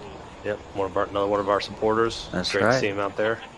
Made it in yesterday after spending the week up with the Soul Hunt Cup team. And wonderful. Yeah, at RTJ. Yep. Awesome. Yep. So their company supplied the uniforms for Team USA. So what a great yep. What a great partnership that must be. It really worked out. Yeah, yeah. And as you see, the fairway Viper that our competitors have been wearing here over the last several days, Dunning, Greg Norman, Golf Apparel stuff, and this camouflage that Josh and I worked on designing, and it was just an idea that I had, and yeah, really turned out nice. With the Joe. True Timber, Yeah. always they've always had a Viper name, Yeah. and I said I thought Fairway Viper would be pretty cool. Yeah, very cool. Yeah. All righty. So Craig's going to get the opportunity to lift, rake, and place here. It looks like. Yeah. Those are the rules we have been playing over the last couple of days due to the extremely wet conditions that we've had after another tropical cyclone. Yep. Chased us down here in North Carolina. It's a rare. Yeah. A cyclone in the Atlantic is a rare thing. Yeah, it's come up out of the Atlantic from South Carolina and come in inland the way it did. Very, very strange. Okay. So here we go. Chance here, left side of the green, lots of green to work with. I think based on what we've seen, he needs to land it short and let it release. Yeah, and his ball's sitting up too, so. Bring it in high. There's the release. Look at this. Come on, hit it. Oh, man. So that'll be for his par.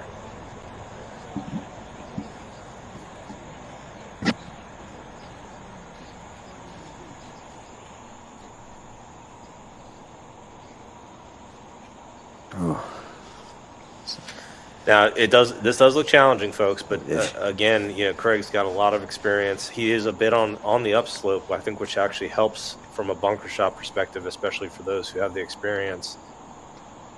Just got to keep the speed up, which he does. Oh my goodness, are you? Great shot! What a great shot! No, I told you, this guy's got the game. So he's going to have a few foot for par there. That was a clutch bunker shot. Yep. Yeah, it's almost Bryson DeChambeau-esque, right? That's right. At the See US what he Open. can do here. Yeah. Woo. Now Travis has got a decision here. I really do think where he landed, whether it's a putter or a chip, based on the lie. But we do have Michael. He is technically away right here.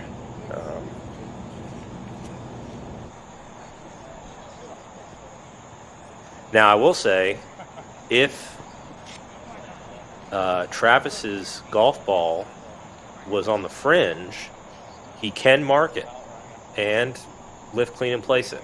So that may give him just a little bit more of a better opportunity to get a golf club on the back of the ball. We'll see how that turns out. But first, we got to see how Michael handles this long birdie putt. Again, from what we've seen today, you've got a green going up the slope, so he can get a little bit aggressive if he wants to on the line. But I think he also needs to be careful, knowing that he's got two competitors who have,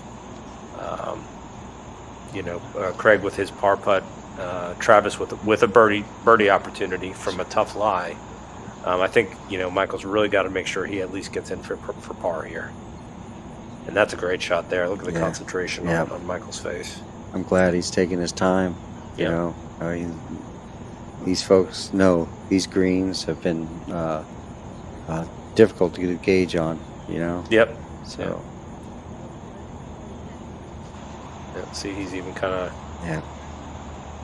rehearsing the role in his mind. Let's see how he does here.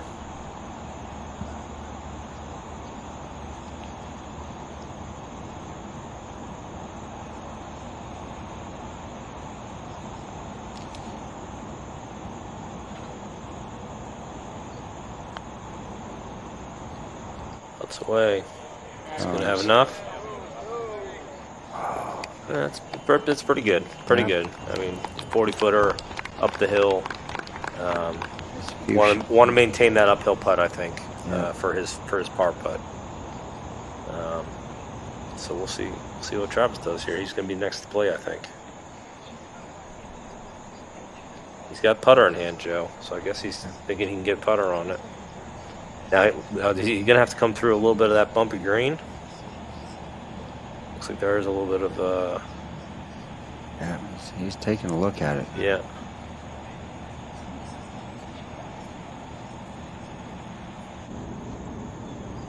And knowing that this fringe has been a little sticky. Yep. It's gonna grab and slow that ball down a little bit. See, and look. So see there, folks. He was able to mark.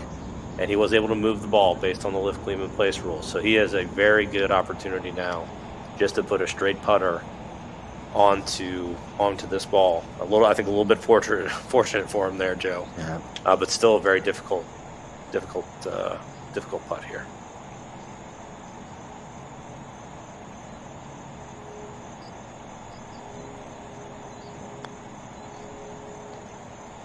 I'll just putt.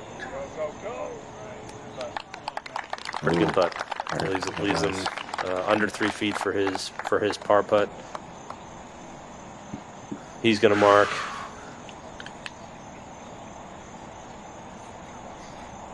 I'm not out there, and I'm nervous. My heart's beating here.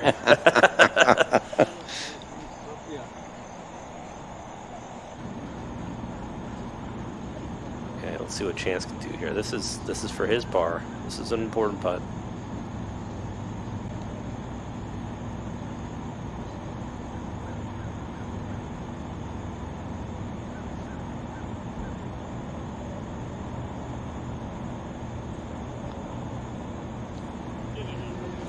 Off to the left. Oh, so close. This very, very close. That location. It's tough. It is. Yeah. Yes. Yeah, backside of the green there. You know, dealing with the slope. Yeah, we've seen a lot of edges burned. Mm-hmm. Yeah. Chance clean up for his bogey. I think he's going to do that. Great job, Chance. Yeah, that's going to bring him in at, what's that, Joe? Plus 6. That's correct. Yeah. Yeah. All right, important putt for Michael now here too. He's sitting one back. He's definitely going to want to see this par putt drop.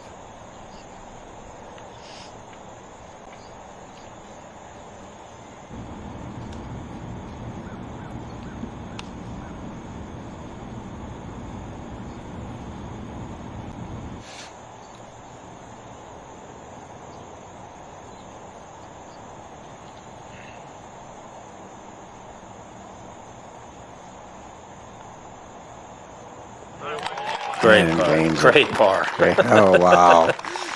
All right, so Michael's in the house at plus 5. Going to come down to what Craig and Travis can do here. Looks like Craig is doing a little bit of aim point calculation with his feet. Try to read the green.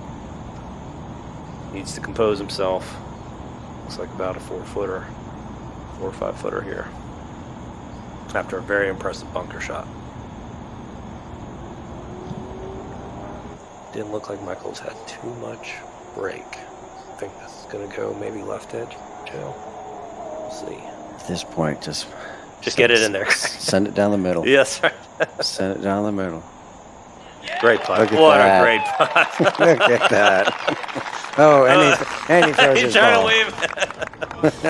I think he's proud of that one. That's, exactly. You know, that's a great putt there. All righty. All right. Now Travis. That's right. Much shorter putt. Should be automatic, Joe. It should be, but you know what? Rory McIlroy learned something about these automatic putts. Yeah, that's right? true. So, these 3-foot putts. And I'm not sure. This This looks like about one that's. See. That's okay. Listen. Hey, do that. Yeah, he's take a your pro. time. Yep. I think Travis has been in enough of these situations to know how to compose himself, get this putt rolling the way it needs to roll.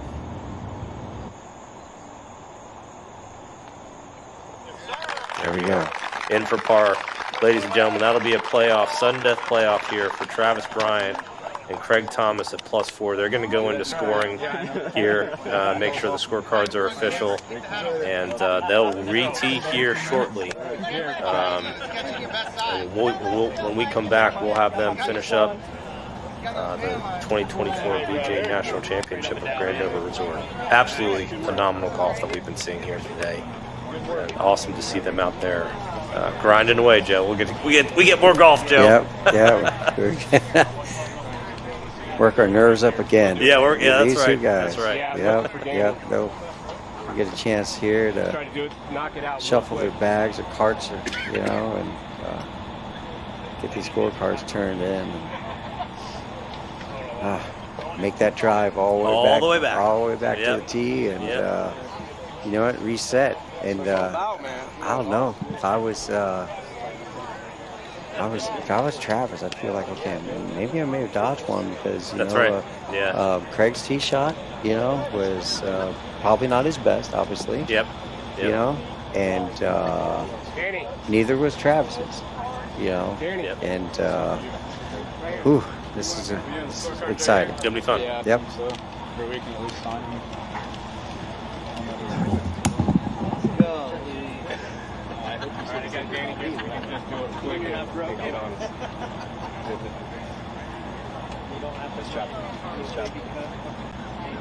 Am I good? You for 35 on the back?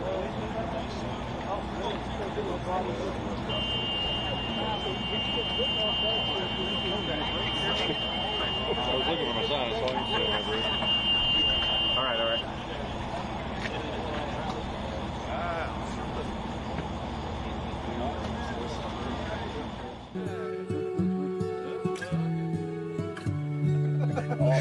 I never thought I'd find a family like this again.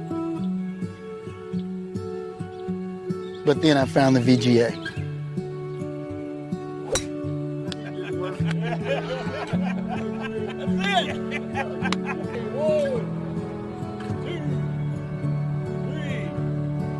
I never thought I'd feel pressure like this again.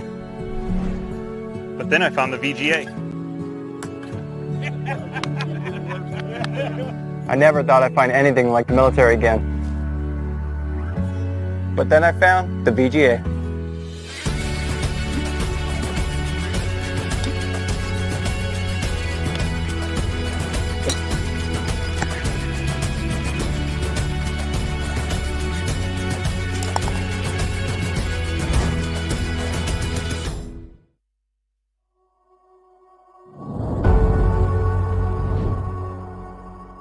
I think PTSD has a negative connotation to it. When you hear it, it just gives you a funny feeling.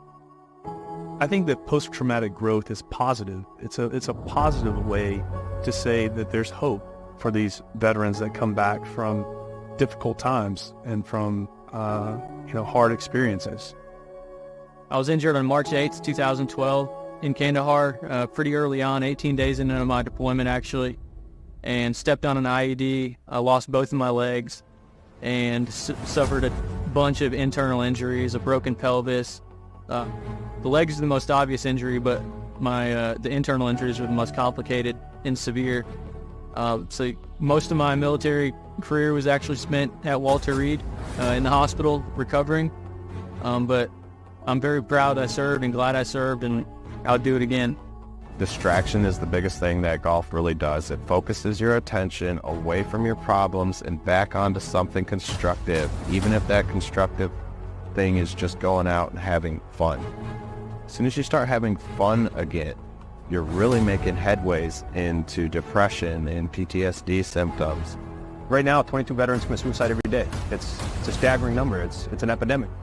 With golf and veterans, I don't know, like I said, I think it saved my life. So when I went in the Army, I did 3 tours in Iraq. So my unit, we did convoy security. 2007, we were out on a mission, and my truck was hit with an IED. And caused traumatic brain injury to me. And then what happened?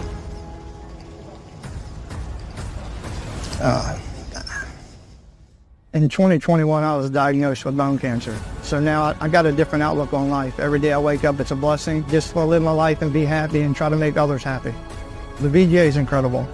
You know, the VGAs gave me life. So last year, I was a team captain for Army at the Armed Forces Cup. And leading my team to victory was one of the best feelings I've ever had in my life.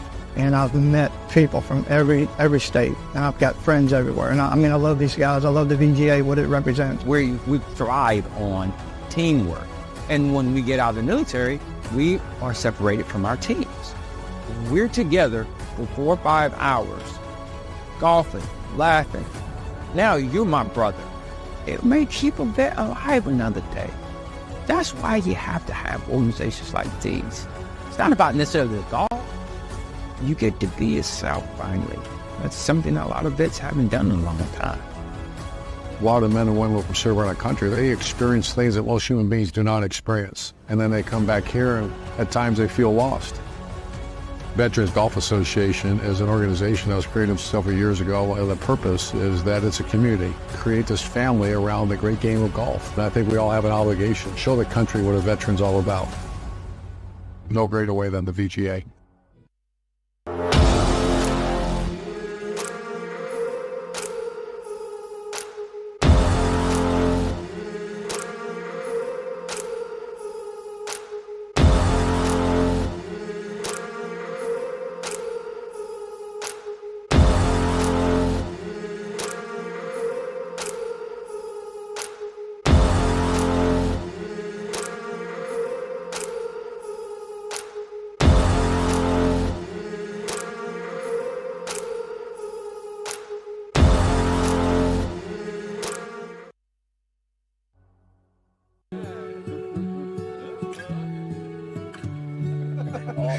I never thought I'd find a family like this again. But then I found the VGA.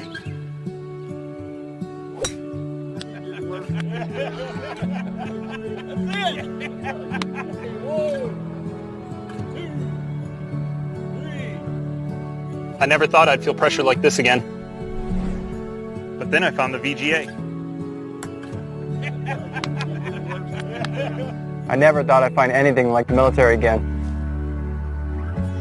But then I found the VGA.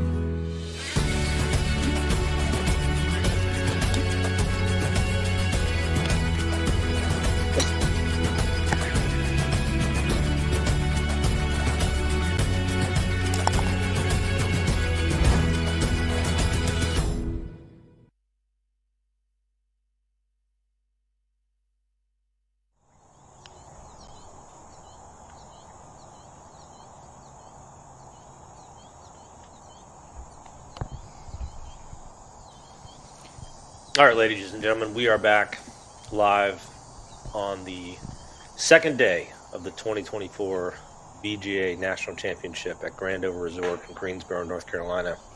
You're looking at a live shot of our president, Josh Payton, getting ready for our overall men's A-Flight champions to take the tee box in a sudden death playoff between Craig Thomas and Travis Bryant for this year's overall male championship.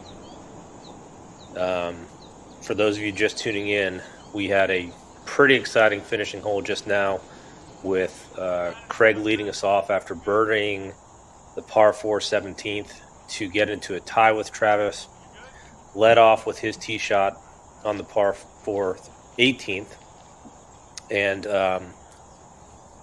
Joe, he had a tough couple of shots. A bunker shot that he put to about 5 feet, which he drained. And then right behind him, Travis had a nice putt off the side of the green to about 3 feet, which he got in for his up and down for par. Correct. Got the coin flip going here to see who will go first.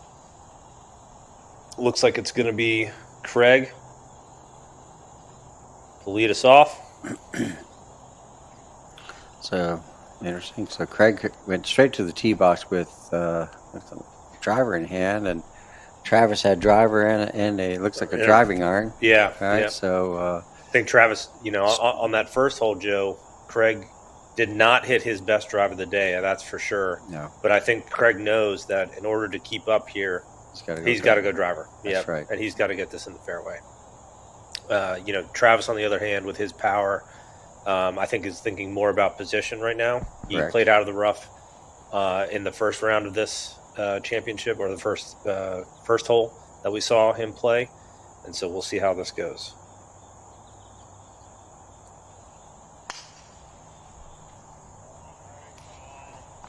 I think a better swing there for Craig. Yes. Oh. Yep, that's right down the middle, so he's going to be happy with that.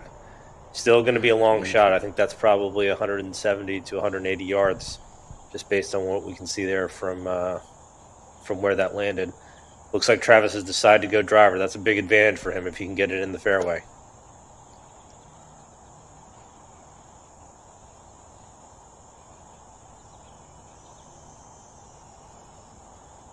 And Joe, I think if you're Travis right now, put the pedal down, see what you can get out of this. That's right. You've got the length. Okay. Big swing. Big swing at and it. He likes it. Yep. Picked up that tee. He's walking off smoked the that box. one. Yeah. So. Holy moly, that's going to be maybe 30 or 40 yards past Craig there. And in the fairway. And in the fairway. Yep. Yeah. So both these competitors, Craig and Travis, finds the fairway this time. Yeah. Oh, I'm nervous for both these guys. Yeah, me too. Great shots under pressure.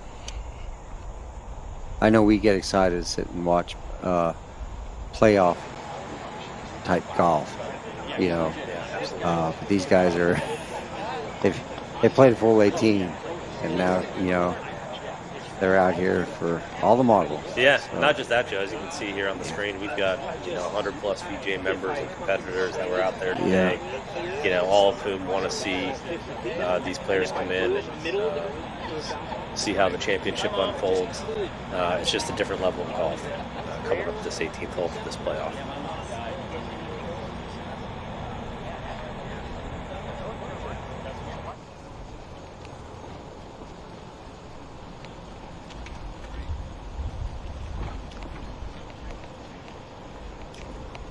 Yep. So Craig's shot looks like it landed kind of right here, back edge, in line with the back bunker on the right side, which, based on the yardage book I've got here, Joe, puts him probably somewhere in the neighborhood of, 100, 150, maybe 155 yards for Craig.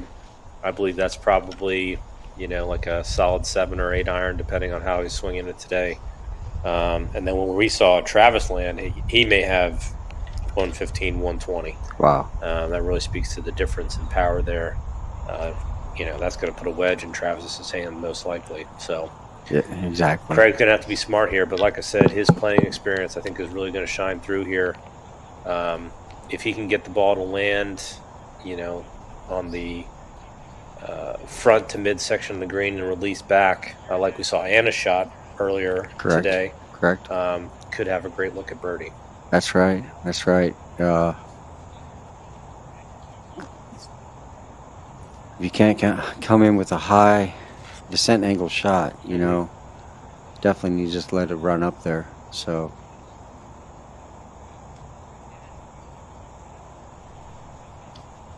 He's taking his time, which is great. Probably a lot of experience there. Yep, no rush here. Only 2 players on the golf course now. Really need to feel the shot before you line up to take it. Let's see how he does.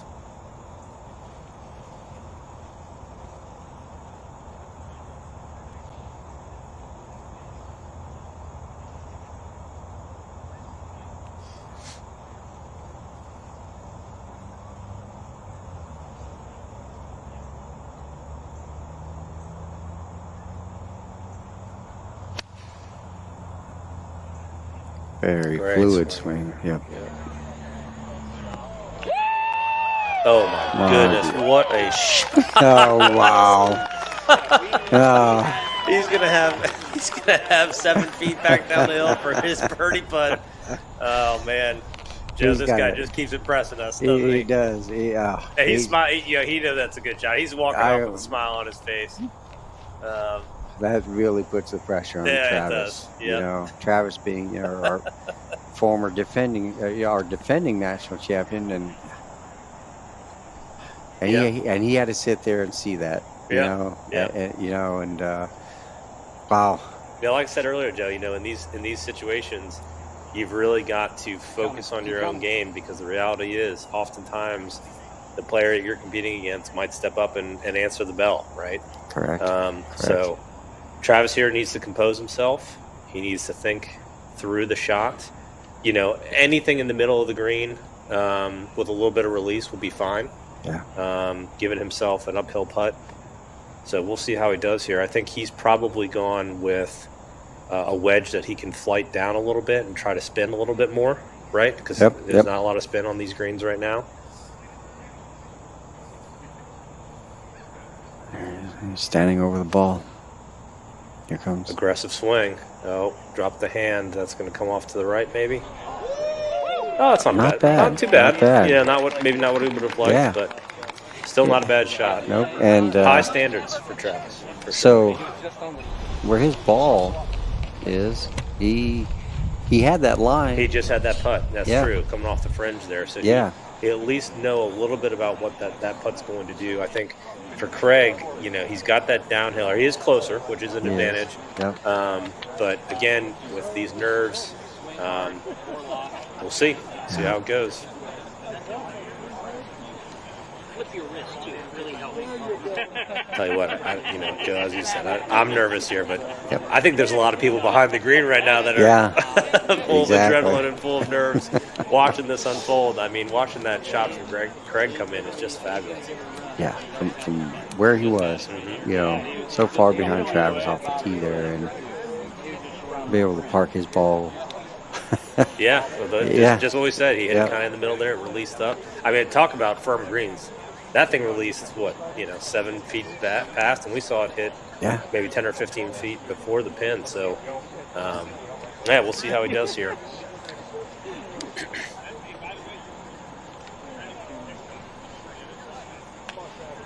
Well, they made their way up to the green pretty quick. Yeah. Taking the time. I think another little bit of advantage for Craig. Travis does have a little bit of bumpiness to deal with on the green. Maybe not right where his putt is sitting.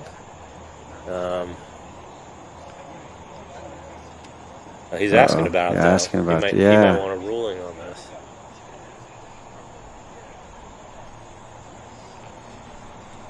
I think, unfortunately, I don't think he's going to get too much because here comes Andrew Shumper here, VGA state director out of Maryland, also PGA professional and our rules official for this event. And I think Andy's just giving him the bad news that there's not going to be any relief from that stuff. So Travis is going to have to work his way through it, doing his best to kind of clean things up here. Hate to say the reality is, every player's had to deal with this today. That's right. A little bit unfortunate that Travis is where he is, but I think he's still going to be able to put a good put on it.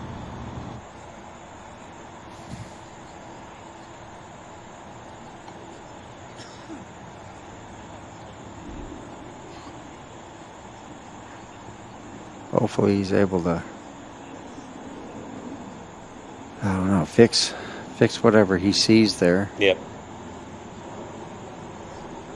Yeah, clearly we don't want course conditions to be the deciding factor, but at the same time, Joe, right? Yep. Every player's had to play this green today in the condition that it was. So. And he's just got to tell himself, look, I had to put through this once already, Yep. and I made it. That's right. That's right.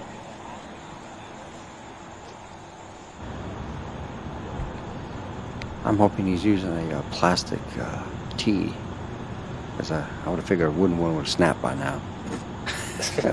How hard these greens are. That's right. Well, taking a step back, look like he's going on the other side of the hole, taking another look.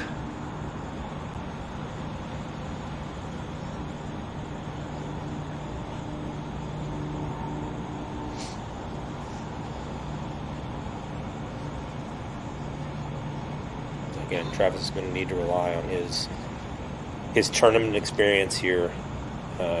Maybe trying to slow things down just a little bit. Think his way through how to get this ball as close to the hole as possible. Certainly he wants to make the shot, but again, I think you're in a position, Joe, where a par putt, having a close par putt here really is a good option, because you still have a competitor that's far enough away and downhill that anything can happen. Yeah.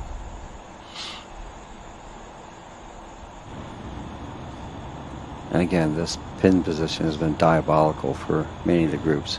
So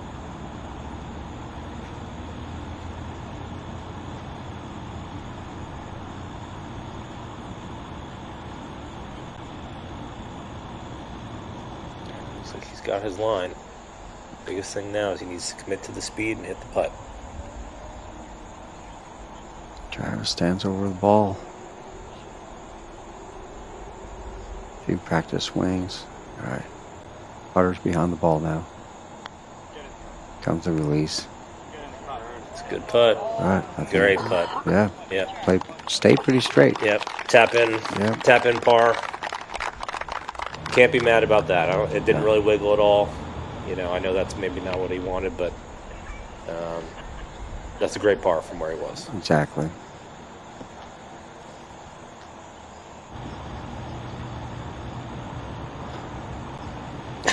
Joe, my heart is beating right now. Yes, it is. I'm trying to hold it back here. You know, like, ooh. And we're not out there. You know, we're inside the Grand Over Resort here in our broadcast room here, and a great picture of the People's Champ, Eddie Schroed back there. You know, in his normal position, laying down on the job. So, all right, not a lot of prep here. I think Craig's gonna line it up and see what happens for birdie. Yeah. How far do you think this is, Kev? It's about 7 feet, I think, for the national championship. Oh, wow. Does not turn. So we are headed back to the tee. I think Travis is breathing a little bit of a sigh of relief here. Yes. Yeah. Wow. Okay. Man, some great golf here, folks. Yeah, stay with us here. We're going to reset and do this again. Yeah. Whew.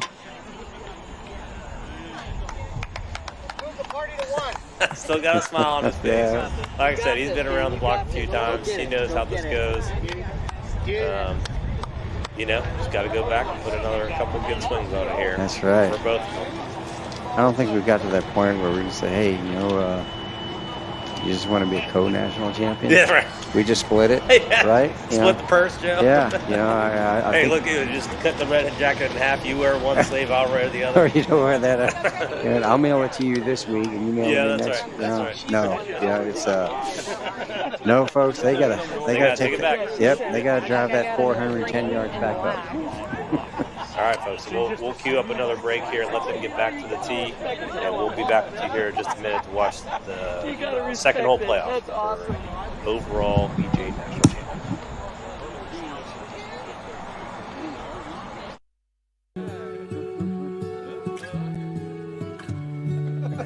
champion. I never thought I'd find a family like this again. But then I found the VGA.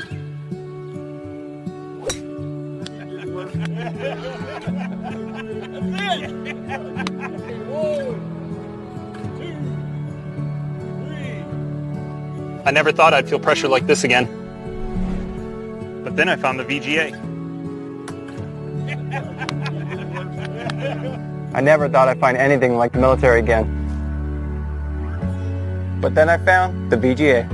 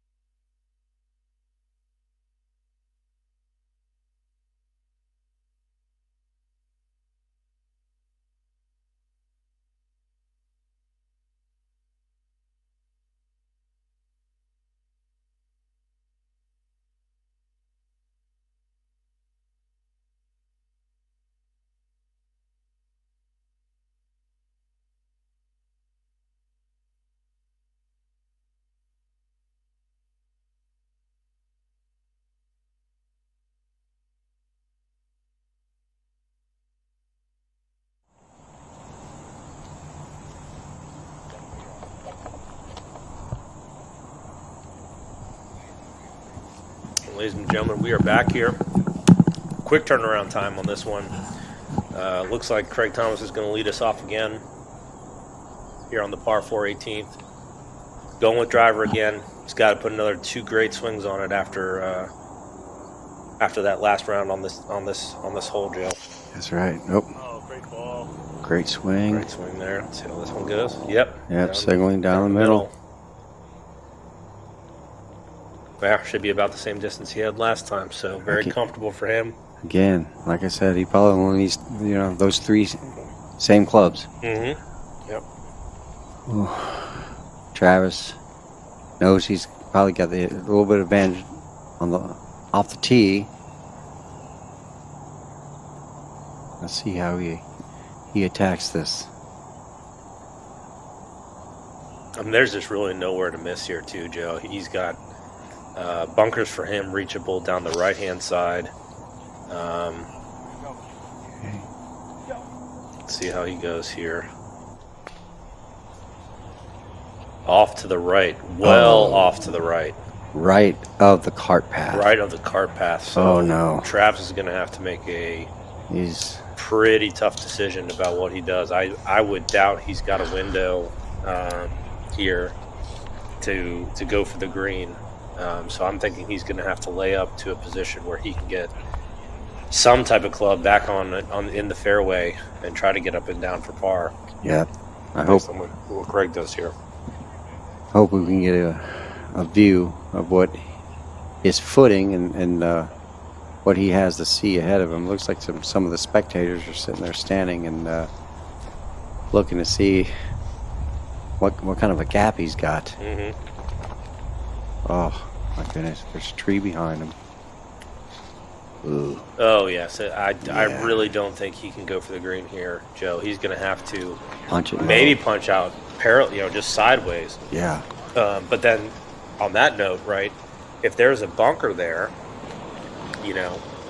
maybe he has to go more diagonally up the fairway, right, in the kind of that window there that the folks are seeing on the screen. Because if he mishits it, or there's some type of root or something underneath his ball, the last thing you want to do is compound the error here by putting yourself in an even more difficult position. Okay, there's Andy Shumper. Yep, just having a look at what the situation is. It looks like. I would imagine that Travis is going to want to converse real quick. With Andy, just to make sure there's nothing that can be done to make things a little bit better for him. Yeah. Meanwhile, you got Craig. Yeah, middle of the fairway. Yep, standing out in the sun. And yeah, it looks like the ball's also going to be slightly above Travis's feet, which for a right-hander could put a little hook on the ball. So he's going to have to be careful about how he handles his next shot. Oh no, he's got to be real careful moving these. Yep, these loose impediments. Yep.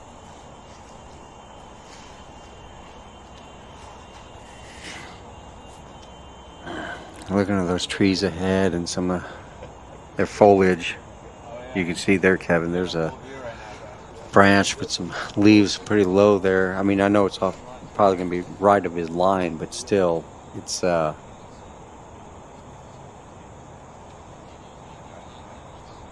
something he's going to have to contend with. Yep. Keep his ball away from that, and then obviously keep it below. Some of the hardwood leaves up still ahead of him. Yep. Yeah, listen, he's doing his best to make sure that he can get the most solid contact on the ball, but we still got Craig over here.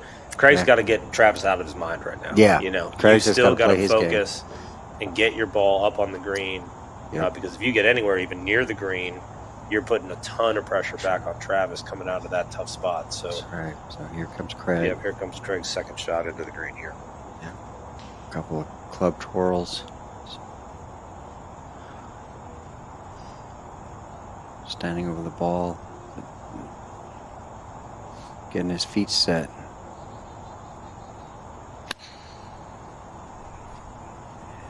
Big swing there. Yeah, seems a little bit heavy, but that might be okay.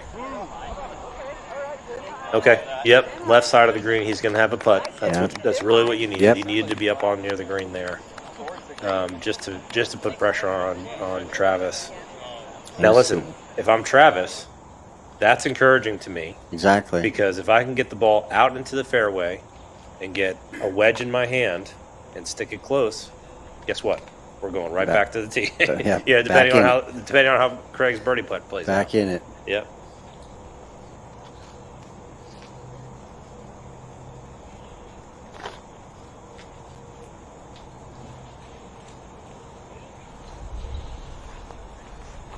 Let's see what he's doing here. His line looks quite aggressive to me, Joe. I don't know about you. Yeah. If he's using the rangefinder. Oof. Yep. So.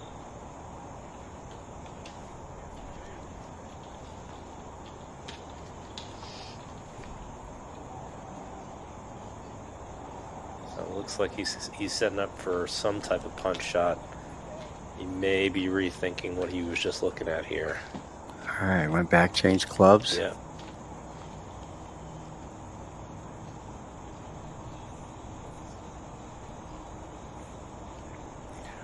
Rehearsing that shot.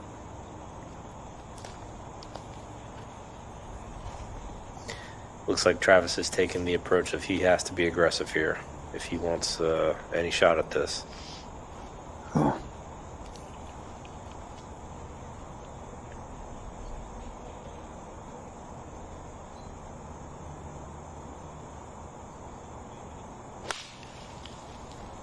Ball's away. See how it comes. Wow, that's a heck of a shot from back there to get it over on that side of the green and sitting up. Not bad. Great shot for Travis to get that really ball good. that far down and close to the green.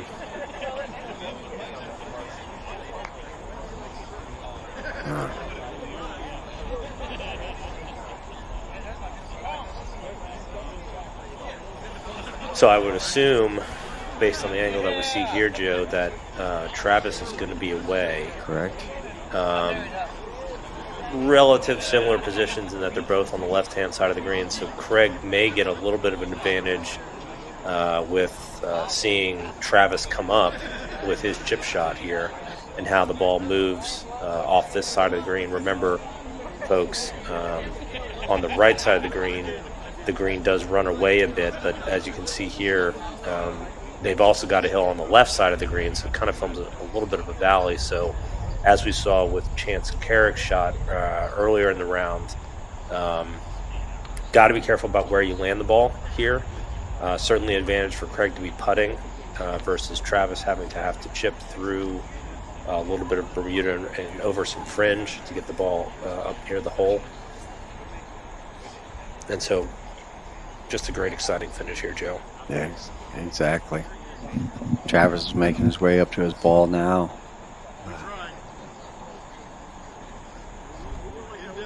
That was a great shot out of the woods there. Or, really great shot. And honestly, I don't know if our cameras probably could have done it justice because, that was probably, 130, 120 yard shot, right? So he had to bring that in low, and his only option was really to try to get it up to this position here, and he executed it perfectly. So this is a great shot here. Now Travis does have some green to work with. I think he's going to take a long look at how the green breaks, because if he can get the ball running, he may be able to get this pretty close. Yeah.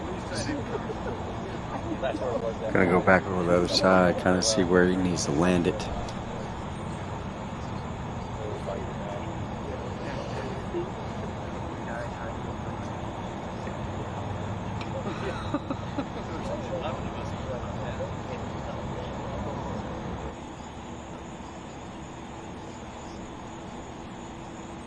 A little issue with the pin there. Oh. So he's going to take the pin out. Oh, okay.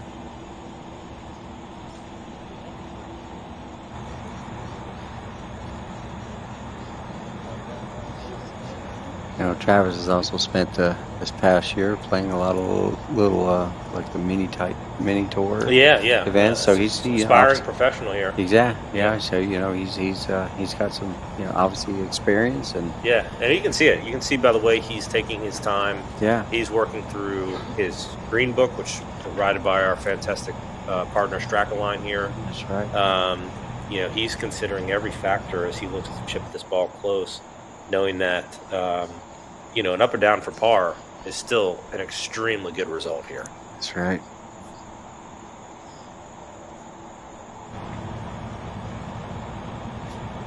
He brought several wedges with him, but he's happy with that one. Yeah. Go to clean it off. Make sure he gets good solid contact here.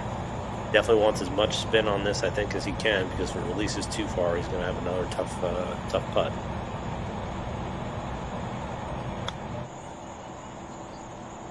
Chips away. Great effort. Great effort. Yeah. Wow. I mean, this could be a phenomenal up and down. Yeah. That looks like it's only a couple of feet. Yeah. So pressure's now back on Craig here. Mm-hmm.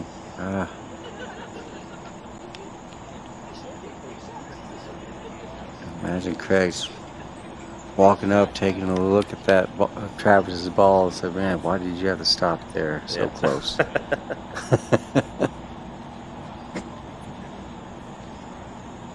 Going back in.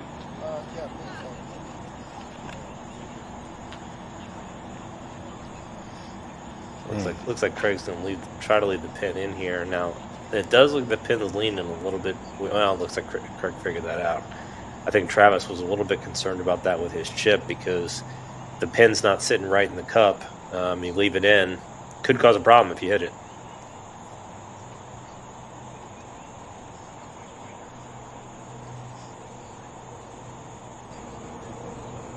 Okay, so as you can see here, folks, Craig is taking full advantage of the lift clean in place rule. He's got his driver out, which allows for 1 club length, but looks like he's got his location set.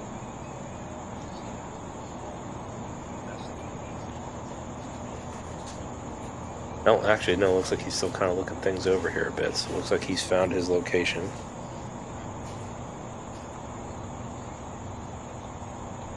His equipment out of the way here. Now he'll get his read.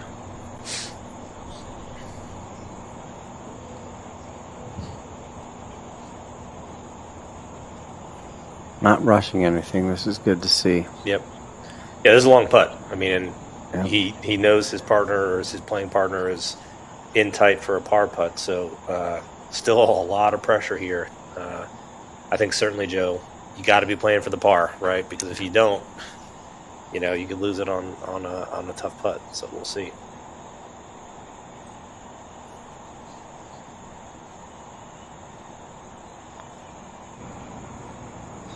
Putt. Rolling. He's got. Oh my goodness! Just burns the edge. Exactly. What a fantastic putt! Wow. He'll have a 3-footer coming back, which I think Craig will make, given his experience here. Wow. We just watched that putt sneak by again. It's a heck of a putt. Oh.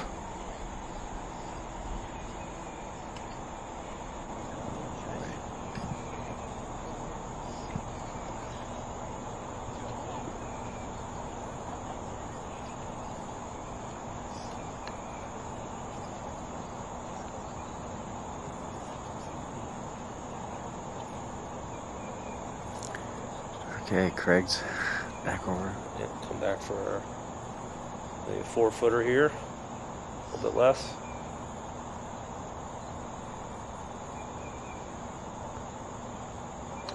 That's All right, in for par. Great par. Wow. He's got some ice in his veins. Yeah, he does. Yeah. Ooh. Shorter attempt here for Travis should be automatic. Will push us back to the tee box for the 3rd playoff hole here. I might have to go get these guys another golf cart. Right, some refreshed batteries going up and down the back on the course.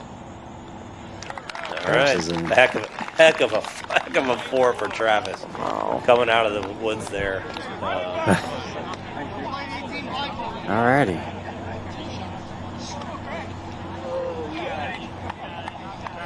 Getting their money's worth here, Joe. That's right.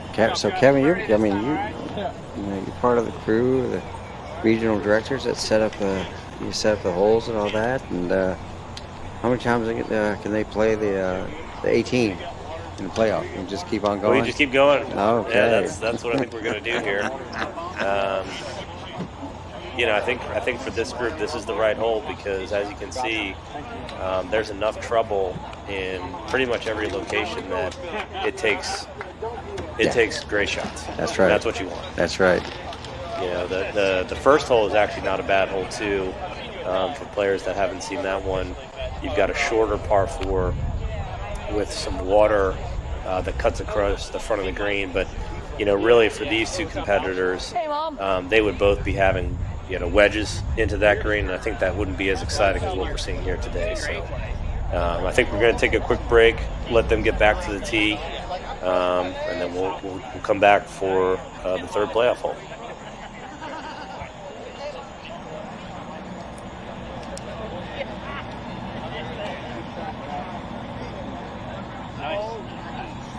B-flip. What courses did you play for the tournament? Was the second round was that 5? That was our practice round. I thought it was hard.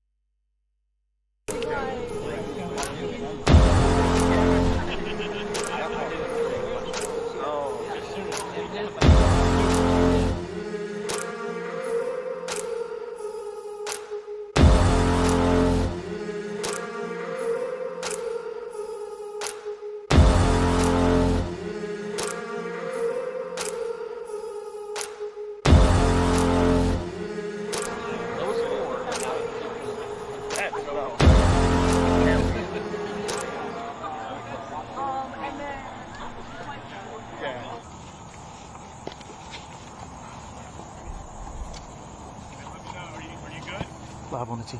All right, ladies and gentlemen, back on the tee box here. I think we got Craig leading us off again. He's maintained the honors to tee off here because he won the original coin toss, and we haven't had any scoring change. So Craig's going to tee it up again here. Last couple of times, he's been pretty much in the same position, hitting driver and then what would probably be some type of mid-iron into the green.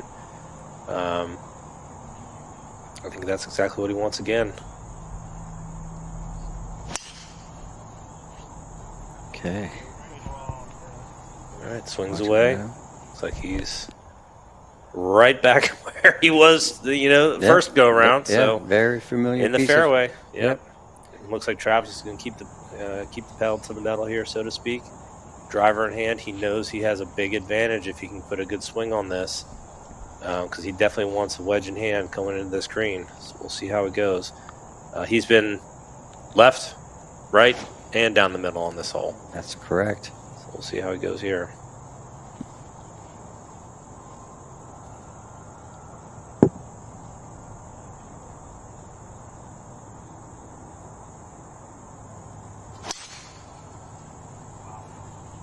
Good swing from him. He knows that he's picking his tee right up. Yep, looks happy with that one. Yep. Ooh. Yep, and once again, he is quite a bit further down the hole in the middle of the fairway. Or actually, sorry, right side of the fairway by the bunkers. Probably has Craig by about 20 yards. But, Joe, as we've seen, Craig with those mid-irons there, I think he's been so consistent. He has. Been able to park his golf ball up there on that green pretty well. Yep. There's a great look of our national championship trophy. Yep. Sitting there. 8 years on that trophy. Looking for the 9th one here. Yeah. To be decided in the next few minutes. Can't believe it's been almost 10 years, Joe. That's awesome. Unbelievable, and some great names on there. So several of which have been in this field this week. Yeah, so, looking backwards, you can see Travis on there, Lauren Neal, Billy's on there. Yes. Yeah. It didn't take long for these guys to get down to their golf balls in the fairway. Yeah, I'm sure they're having a good time, but, I'll tell you what, if I were them, I'd be getting pretty tired at this point. Yeah. Now, Craig, he had that club sectioned off as I'm going to be hitting you over and over again.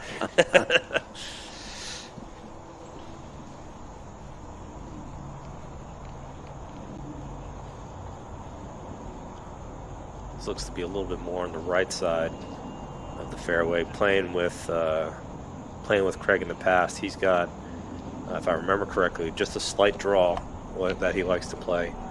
And so this angle is going to be a little bit more difficult. I think he's got plenty of green to work with. We saw in his last approach shot, it did come in from right to left, and he ended up on the left side of the green. So, having played this hole now 3 times in a row, we'll be interested to see how you can even see him moving. Look, he's moving back into the middle of the fairway, looking for a little bit better angle. There you go. Hey. Right call. Got to know your shot shape. Yep. Know what you're trying to do.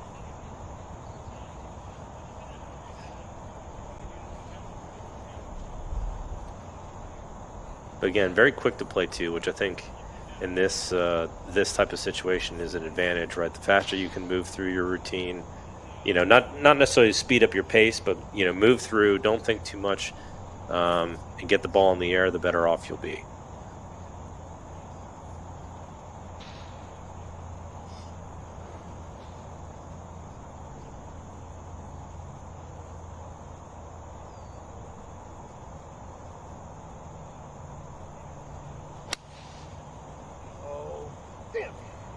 Like a nice swing there. Yep, he's watching it coming in. And he's on the left side again. Left side. Yeah, it's curling a little bit, but yeah. Okay, all right. So he's going to have a similar length putt to what he just did from the left side of the green there. We'll see what Travis can do here with his second shot.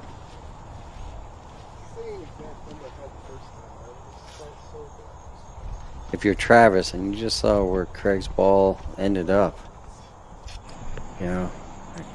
I think you're not surprised, right? You've seen him do this now 3 times in a row. Yep.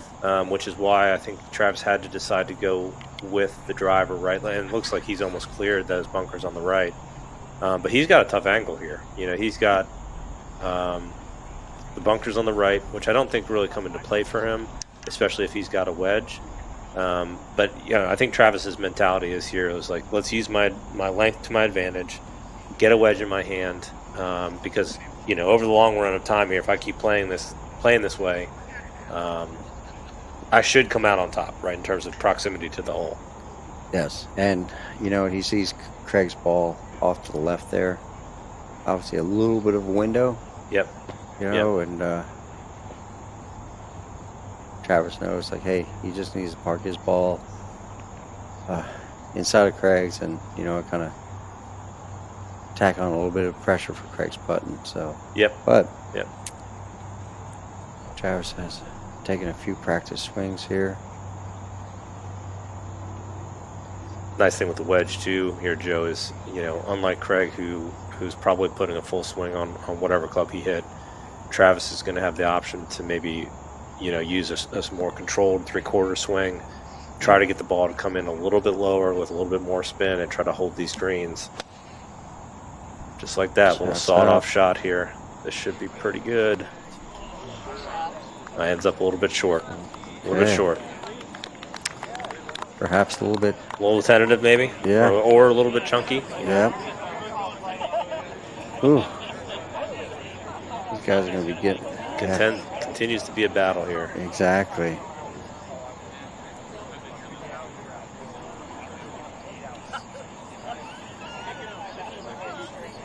I would say, lengthy putts from 2 different angles. So. Yep. Yeah. Hard to tell here. I would guess that Craig is away based on just what we can see here on the screen.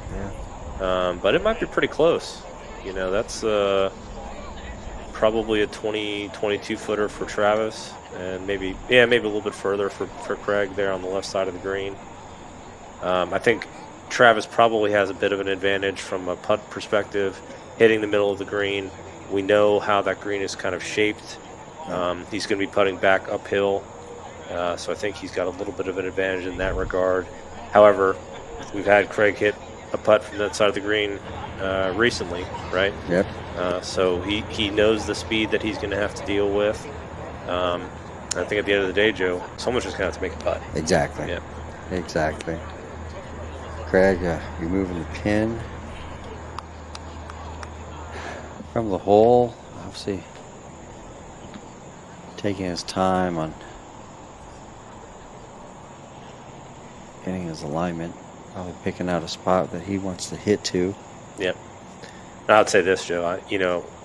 Particularly on these two shots, if either one of these players makes one of these putts, you can't be mad about that. No. Period. They come up better. If you got a competitor in this pressure situation, make a 25, 30-foot putt for birdie to win the championship, all you can do is tip your hat. At Exactly. This point, right? Yep. Because these guys have played their butts off.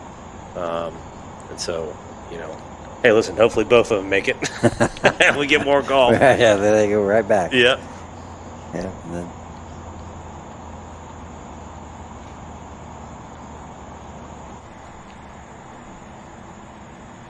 good crowd standing back there behind them.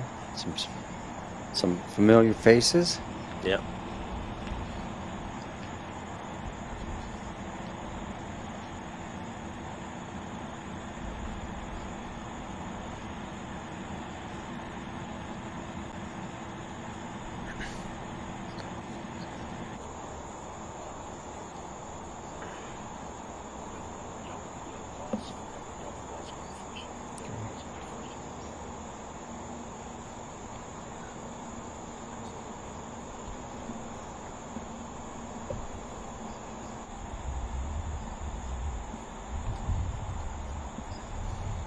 Okay, looks like Craig is away, so he'll be first to putt.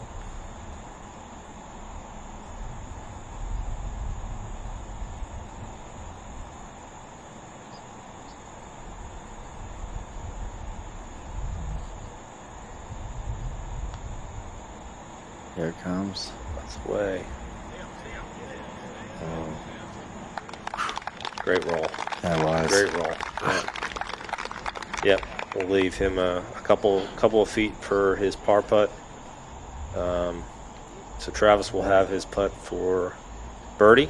Yep. And a second consecutive national championship as Craig taps in for his par. Alrighty. So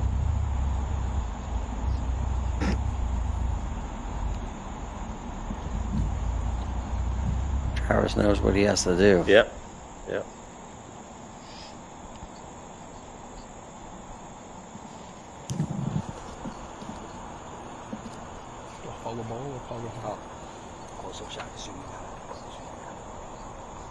So I think based on where his putt is, based on what we can see here, Joe, definitely uphill.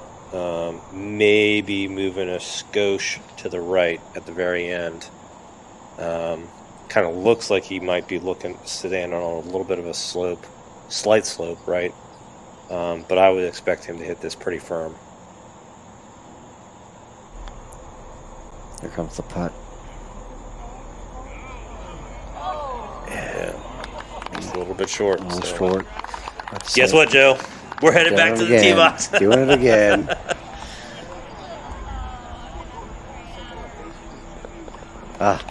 Great par putts for both Doing it players. again. Yep, Yeah. doing it again. Yep.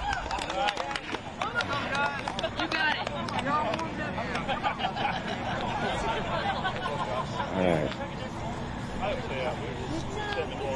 Maybe just go around. I just have to remove too close from their bag. That's right. Every swing is taken on one leg with one arm. Let's see how that goes. Right in the heart. Let me go, my boy.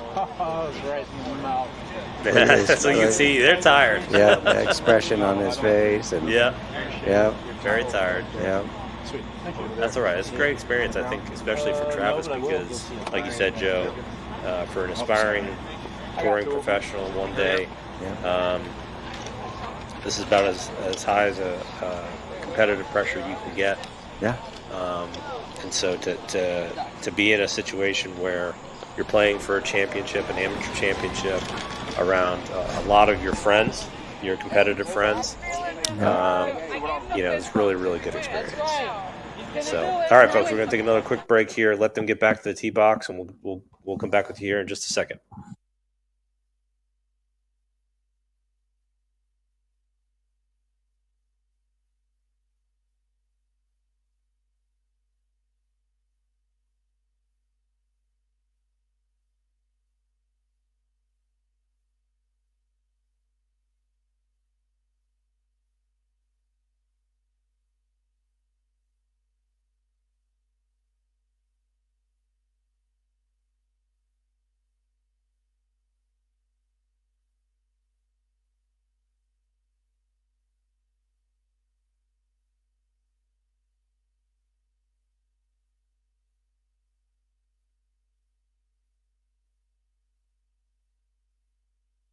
I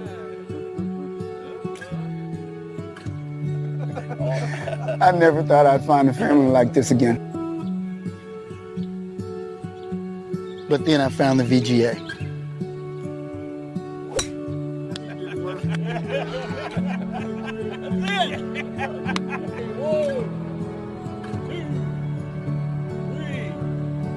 I never thought I'd feel pressure like this again. But then I found the VGA. I never thought I'd find anything like the military again. But then I found the VGA.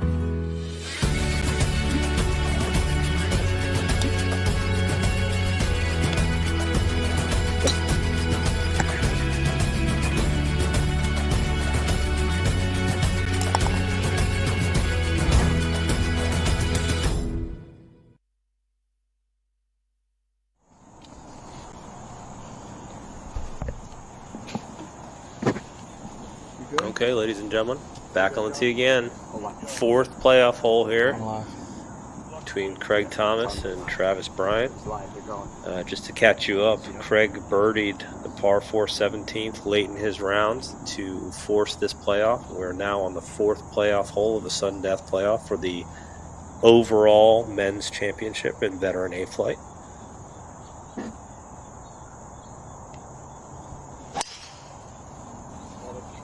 Another smooth swing from Craig. Looks like he likes it down the middle. This has been a very consistent hole for Craig over the last 45 minutes.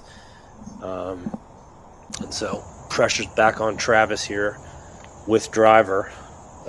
Again, I think he really feels like he's got to push the issue with driver here. He's got the length to get this ball well past the bunkers on the right side of the hole if he hits a good one. We've seen him a little bit all over the place through this playoff, but last go-around he hit a heck of a shot. So let's see how he does here. Looks like another great swing from Travis. He's picking his tee up right away.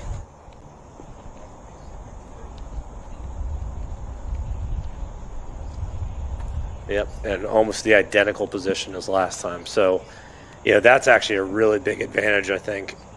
Travis's last shot was with a wedge. He left it a little bit short. I think he can walk out there with confidence, Joe. That same wedge, put a little bit more effort behind it, and be in a pretty good position. Craig's going to have to think pretty hard about, how he plays his next shot. The last two shots he's seen into this hole, he's played his draw a little bit to the left. Still had great birdie putts coming in. But, at this point, I think he knows this is it, right? He's got to put a good swing on it. And we've already seen him do it once. Look, Travis has got probably, maybe less than 100 yards in there. That's a heck of a drive.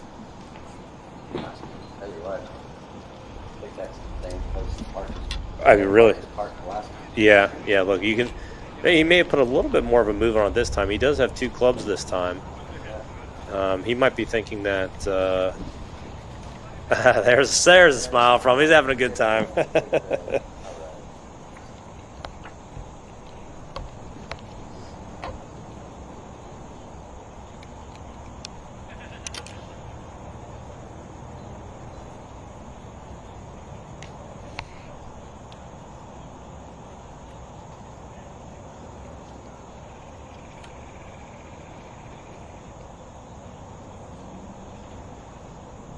Both competitors. I know Craig's wife is here. Met her for the first time, so she's in the gallery today, cheering him on. I know Travis's wife lives locally with him here in North Carolina. Joe, so hopefully she's either here or she's tuning in this afternoon to watch her man play in this playoff. And to all the families out there, we want to say a big thank you to all of you, not only for supporting the folks who are here at the VGA National Championship, but supporting anyone who gets out to play golf with friends and competitors around the country. This game really is special in the way it's able to bring people together. Yep, same routine, like I said, very consistent here.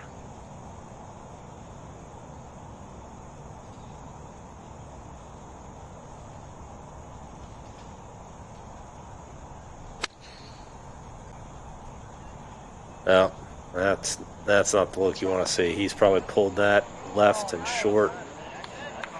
Okay, not bad. But again, I think Craig knows, right, that not the result he wanted. But that's the putt he had a little bit earlier, right? So he may be okay. I think he's a little bit nervous about the fact that Travis is going to have that wedge again. So we'll see how Travis can respond here.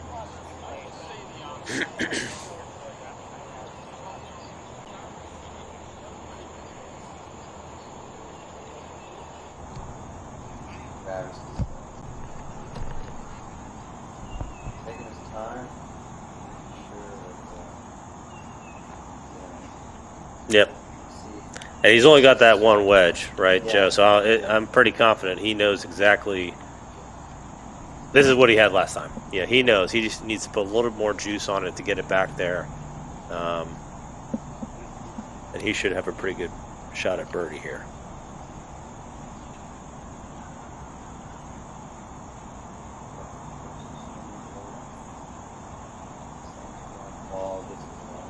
Yep, really trying to feel this.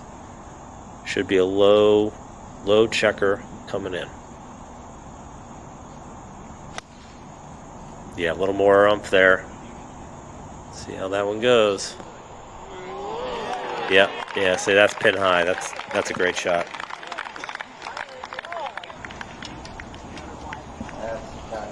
That's the one he wanted. Yeah, and you could see it that time. He took a bigger cut at it, knowing that last time he came up a little bit short. So that's again a big advantage for him. So once again, comes down to a couple of putts.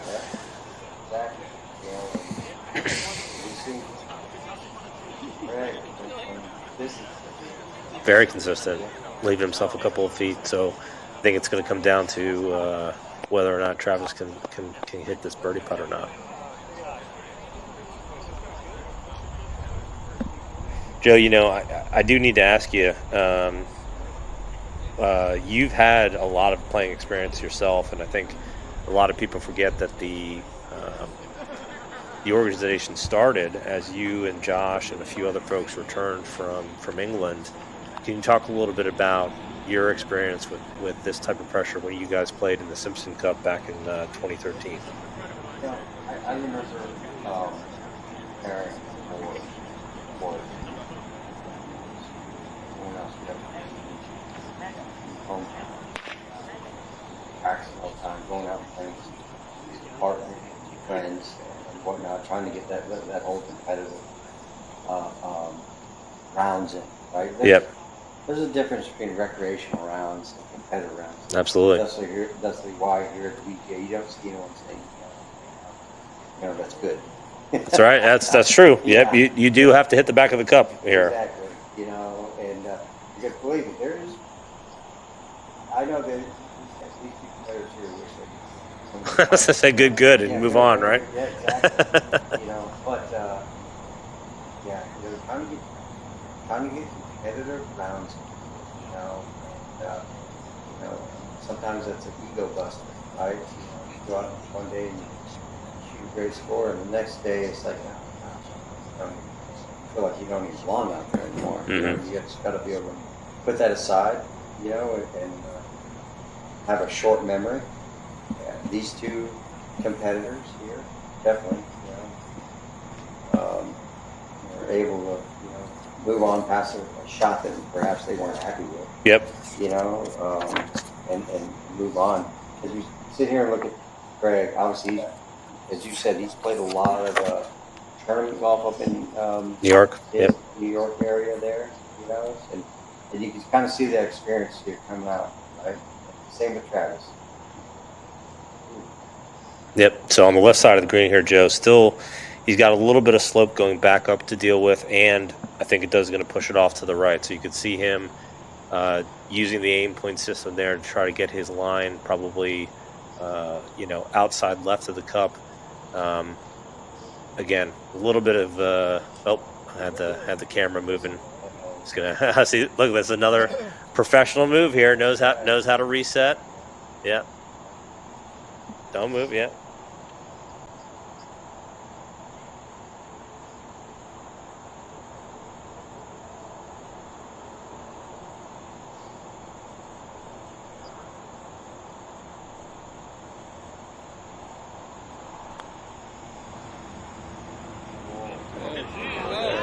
turn in. Oh!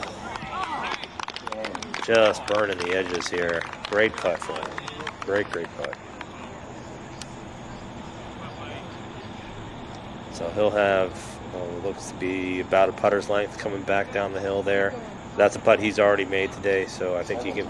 Yep, I think he can feel pretty confident on that. So it's going to come back down to Travis and his ability to make this birdie putt.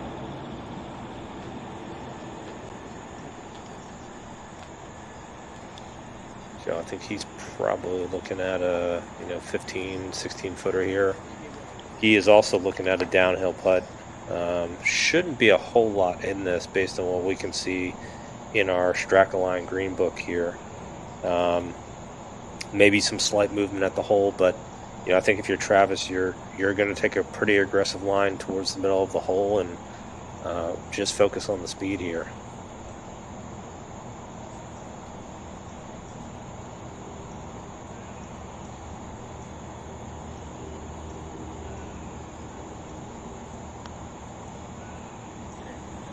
That's the way. Gonna miss to the left. All right, tap in for Travis here for his par. I tell you, Craig's still got a little bit of work here.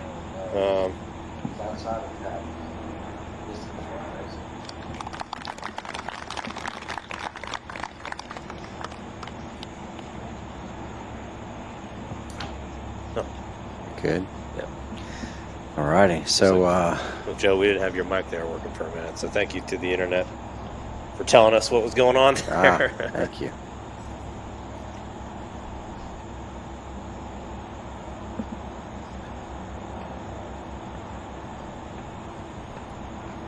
Well, should be too much in this putt, but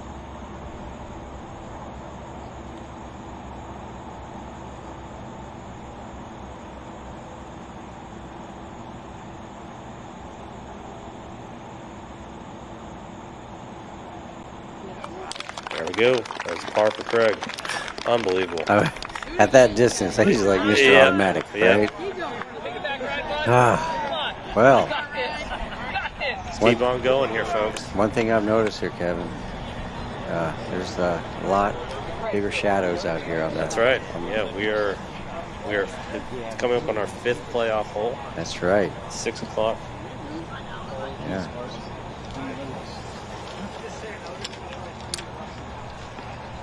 They keep this up, we're going to have to move dinner back again. That's right. The champions That's right. dinner, so.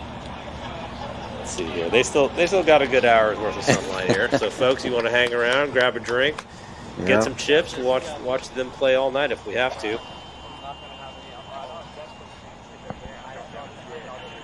That'd be something. Yep. They keep this going. Well, no, I think these two guys are like, hey, that's it. We're going all out. Yep. All out on this next one. Yeah. We'll take another short break here, folks, and let these guys get back down to tee. Fifth playoff hole. Here we go.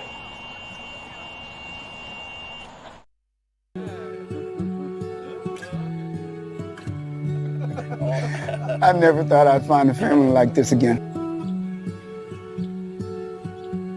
But then I found the VGA.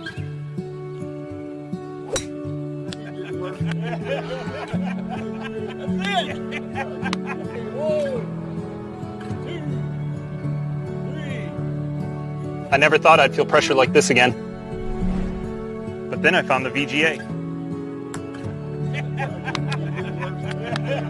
I never thought I'd find anything like the military again. But then I found the VGA.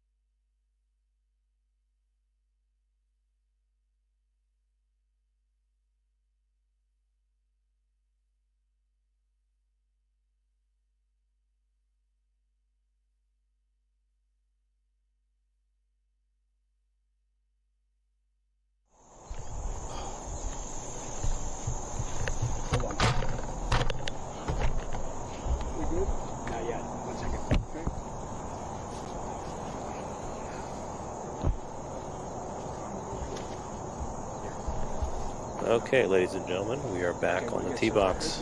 5th playoff hole between Craig Thomas and Travis Bryant. These competitors are putting on a show here, Joe. That's right. Talking about 5th playoff hole, the drive for 5. That's right. well done rolling that in there, Joe. Exactly. Just in a segue here, as we watch Craig tee off here. Nice swing there from Craig, I think. Yeah. He'll be pretty happy with that, I would hope. Mr. Robotic, right? Just. Yep, Yeah. right down the middle. Oh. Joe, you mentioned the drive for 5. That's a program that we had a few years ago, went away from a recruitment perspective, but we brought it back. And this year, members can get out there. Those folks who want to help us grow the organization and also, earn some points towards the chase for the Armed Forces Cup. They can do that by recruiting 5 members, and for each member they recruit, they'll get some points. And they can do that over the course of the season as much as they need to help them and help the organization, which is great. Here we go. Travis here, driver in hand again. I think he's going to put another move on this, which he did. And, yeah, look at this. Little swing. Already walking off the tee box before it even lands. There No, that one left. Okay. Yeah. So that one's going to be left in the left Bermuda rough there. Still in play, which is good. But that does change the dynamic of the hole a little bit for him. We saw him in that rough early on. Yep. And, it made for a tough shot because even with a wedge, you just don't know how the ball is going to react. Exactly. Around the Bermuda rough. Exactly. Now it's really kind of dependent on the lie. And, and we know there's some trees up ahead of him. Yep. So. Yep. See what kind of angle he has. Whoa. Joe, I'll tell you, I think some of the tiredness I think is starting to show through because we noticed it felt like he moved a little bit quicker on that tee shot. Yeah. And so we'll see how he reacts to this next one. But this is the time where you really got to buckle down, right? You got to dig deep. Dig deep. Yep.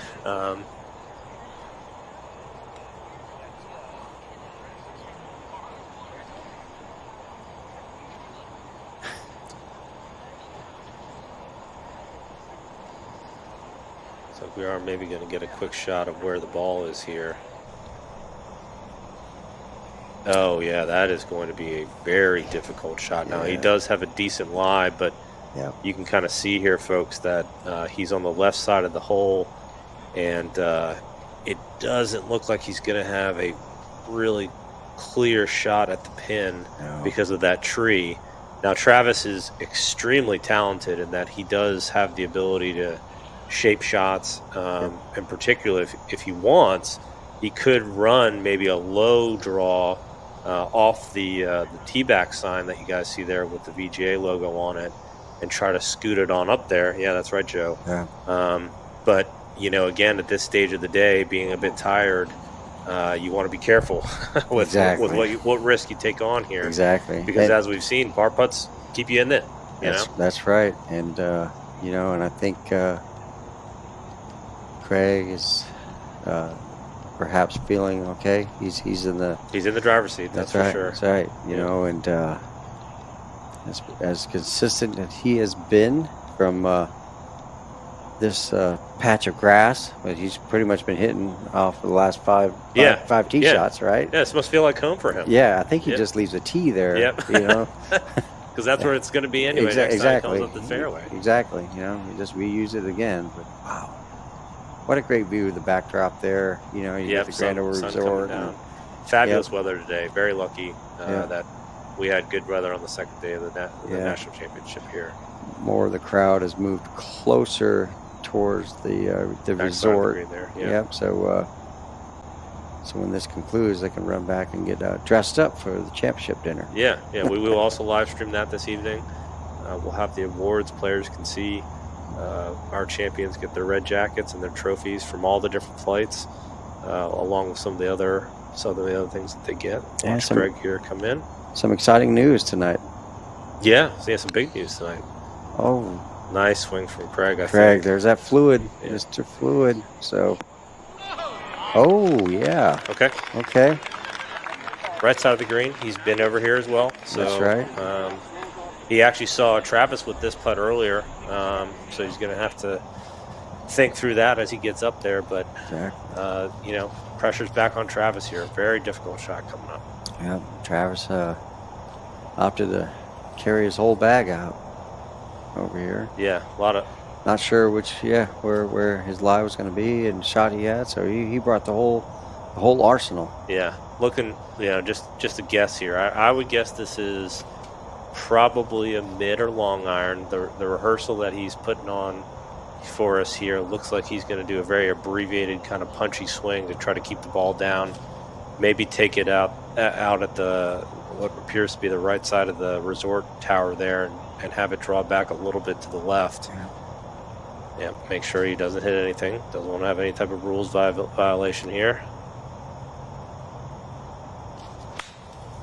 Ooh. Oh, no. That turned over left quickly.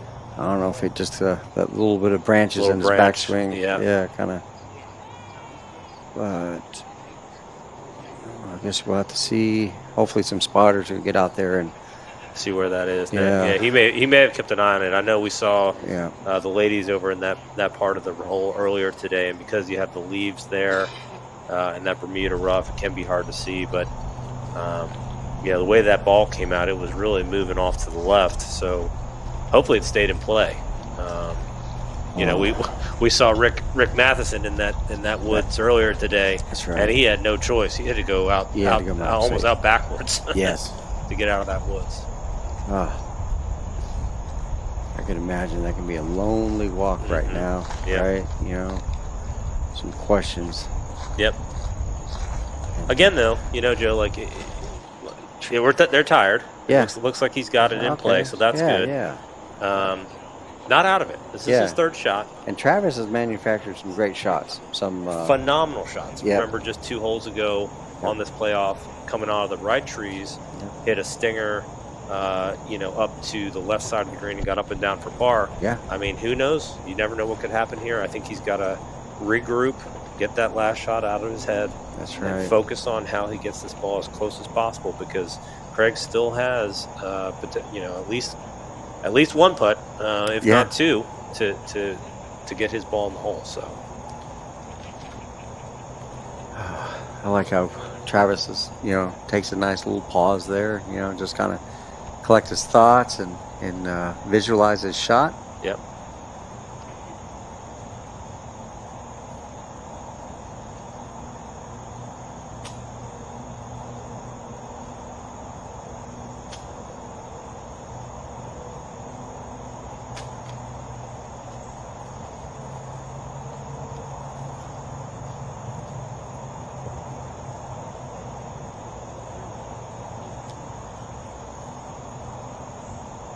I would expect another low, punchy shot.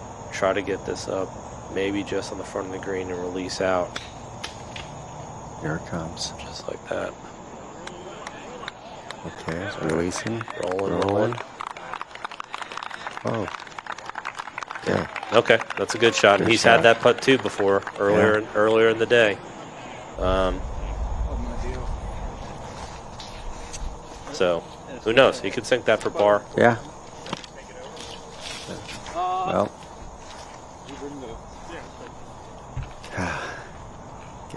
Guess.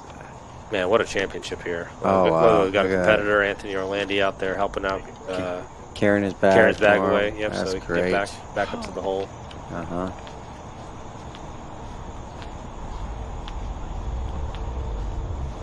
Okay, so for Craig here, obviously the goal is to make this birdie putt, but I think, again, a par putt here could be the deciding factor with what we've seen from Travis just now. On the right side of the green, still has this ridge that kind of splits the green in the middle here, Joe. And so I'd expect a little bit of movement going to the right. He can probably be a little bit more aggressive if he's got the hill working in his favor in terms of what his line's going to be. Yeah. But it looks like he's playing just a little bit outside left, thinking that the hill's going to kind of push it off to the right. He's had to come in from this angle before when he Yep. was in the bunker. Yep. However, you know, his bunker shot, he actually parked it closer to the pin. That's right.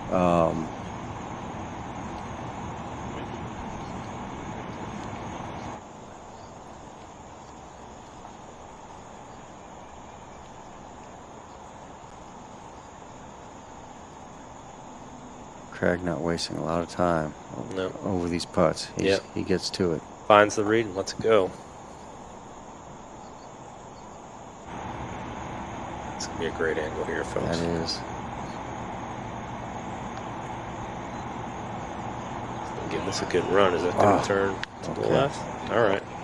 Well, he's been automatic with these comebackers. That's right.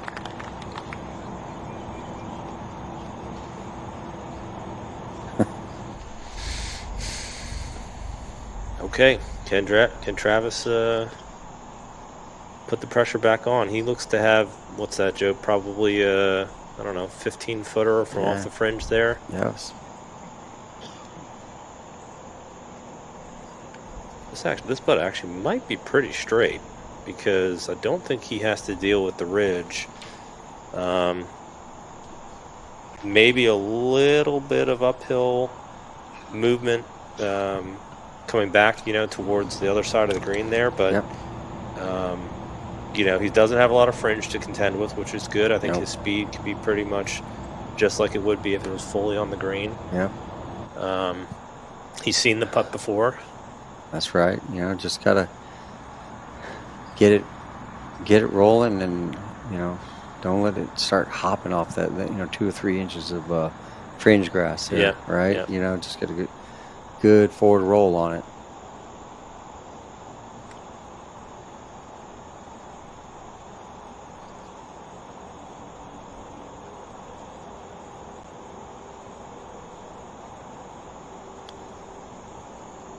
Great putt. Great putt. Just to burns the it left. on the left. On the left. Unbelievable putt from Travis. So close. He will tap in for his bogey. And Craig Thomas is going to have about 3 feet to win the 2024 VGA Overall National Championship. Oh, I was holding my breath. I was holding my breath. I mean,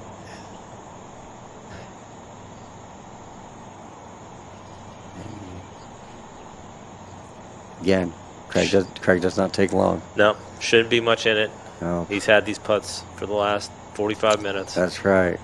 Step up and hit it. Here we go, folks. Over the ball. Here comes the putt. There it is. There he is. Craig that Thomas. Goes off. Look at that smile. 2024 VGA National Champion. Congratulations. What an unbelievable set of playoff holes between our two competitors.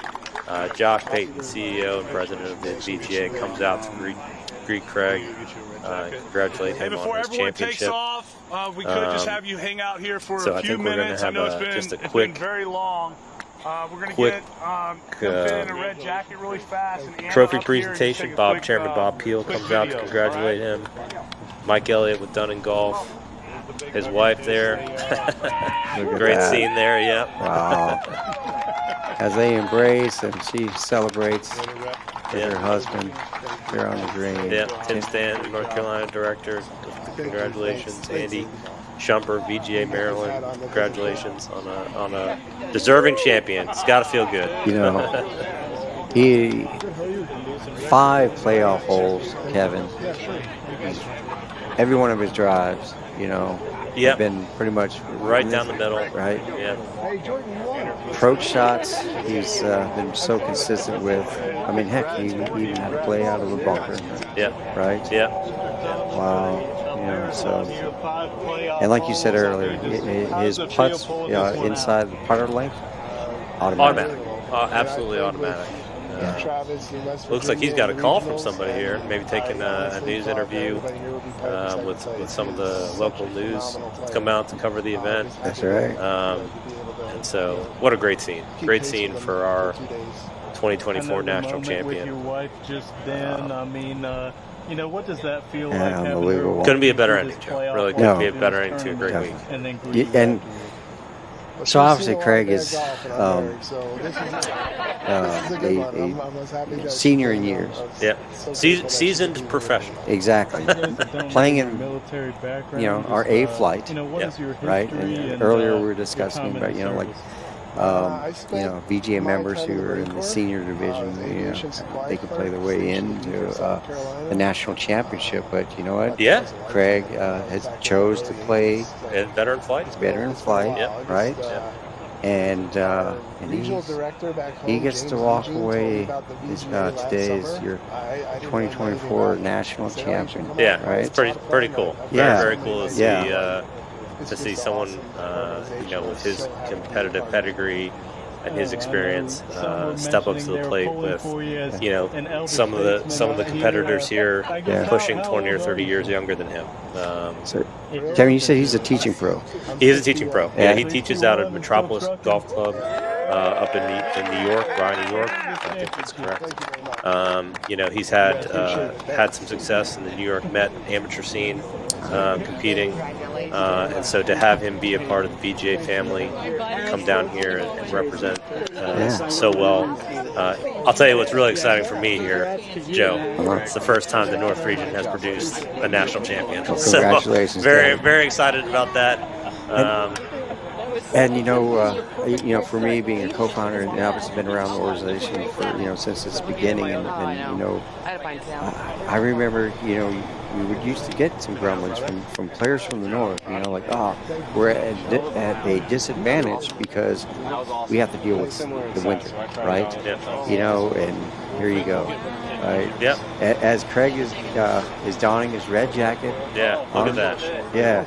Fits perfectly. It did. It's like they had time to tailor it. We had 5 holes to get it. They get it tailored, and Craig plays out in New York. Obviously, many members feel like their season is shortened, but you know what? You just got to be able to play your game. Efficient. Yeah, play your game. Be efficient with your time and your practice. Yeah, when I was talking to Craig about his playing time,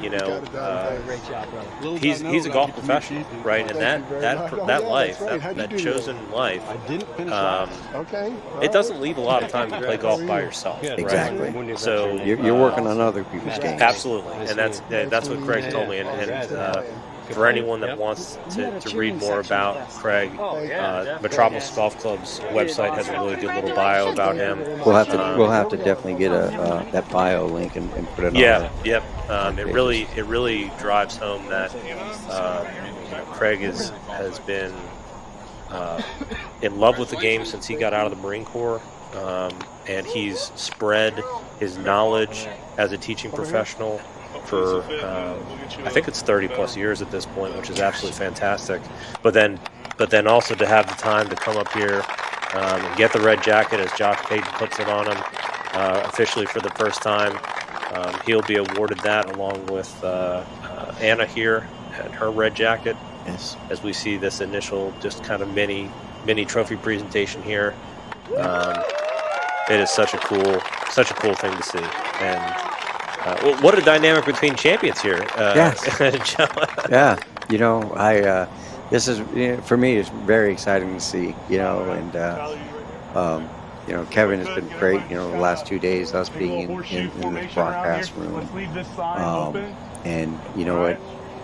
Just yesterday morning as we were driving around and you pointed Craig out, right? And gave me a little bit of story, about him and got to see him swing live, and I was like, "Oh, wow, he's something." He's something else. Yeah. So I wonder, when he gets his championship trophy, this evening at the dinner coming up shortly, does he get a chance to display his trophy at his club?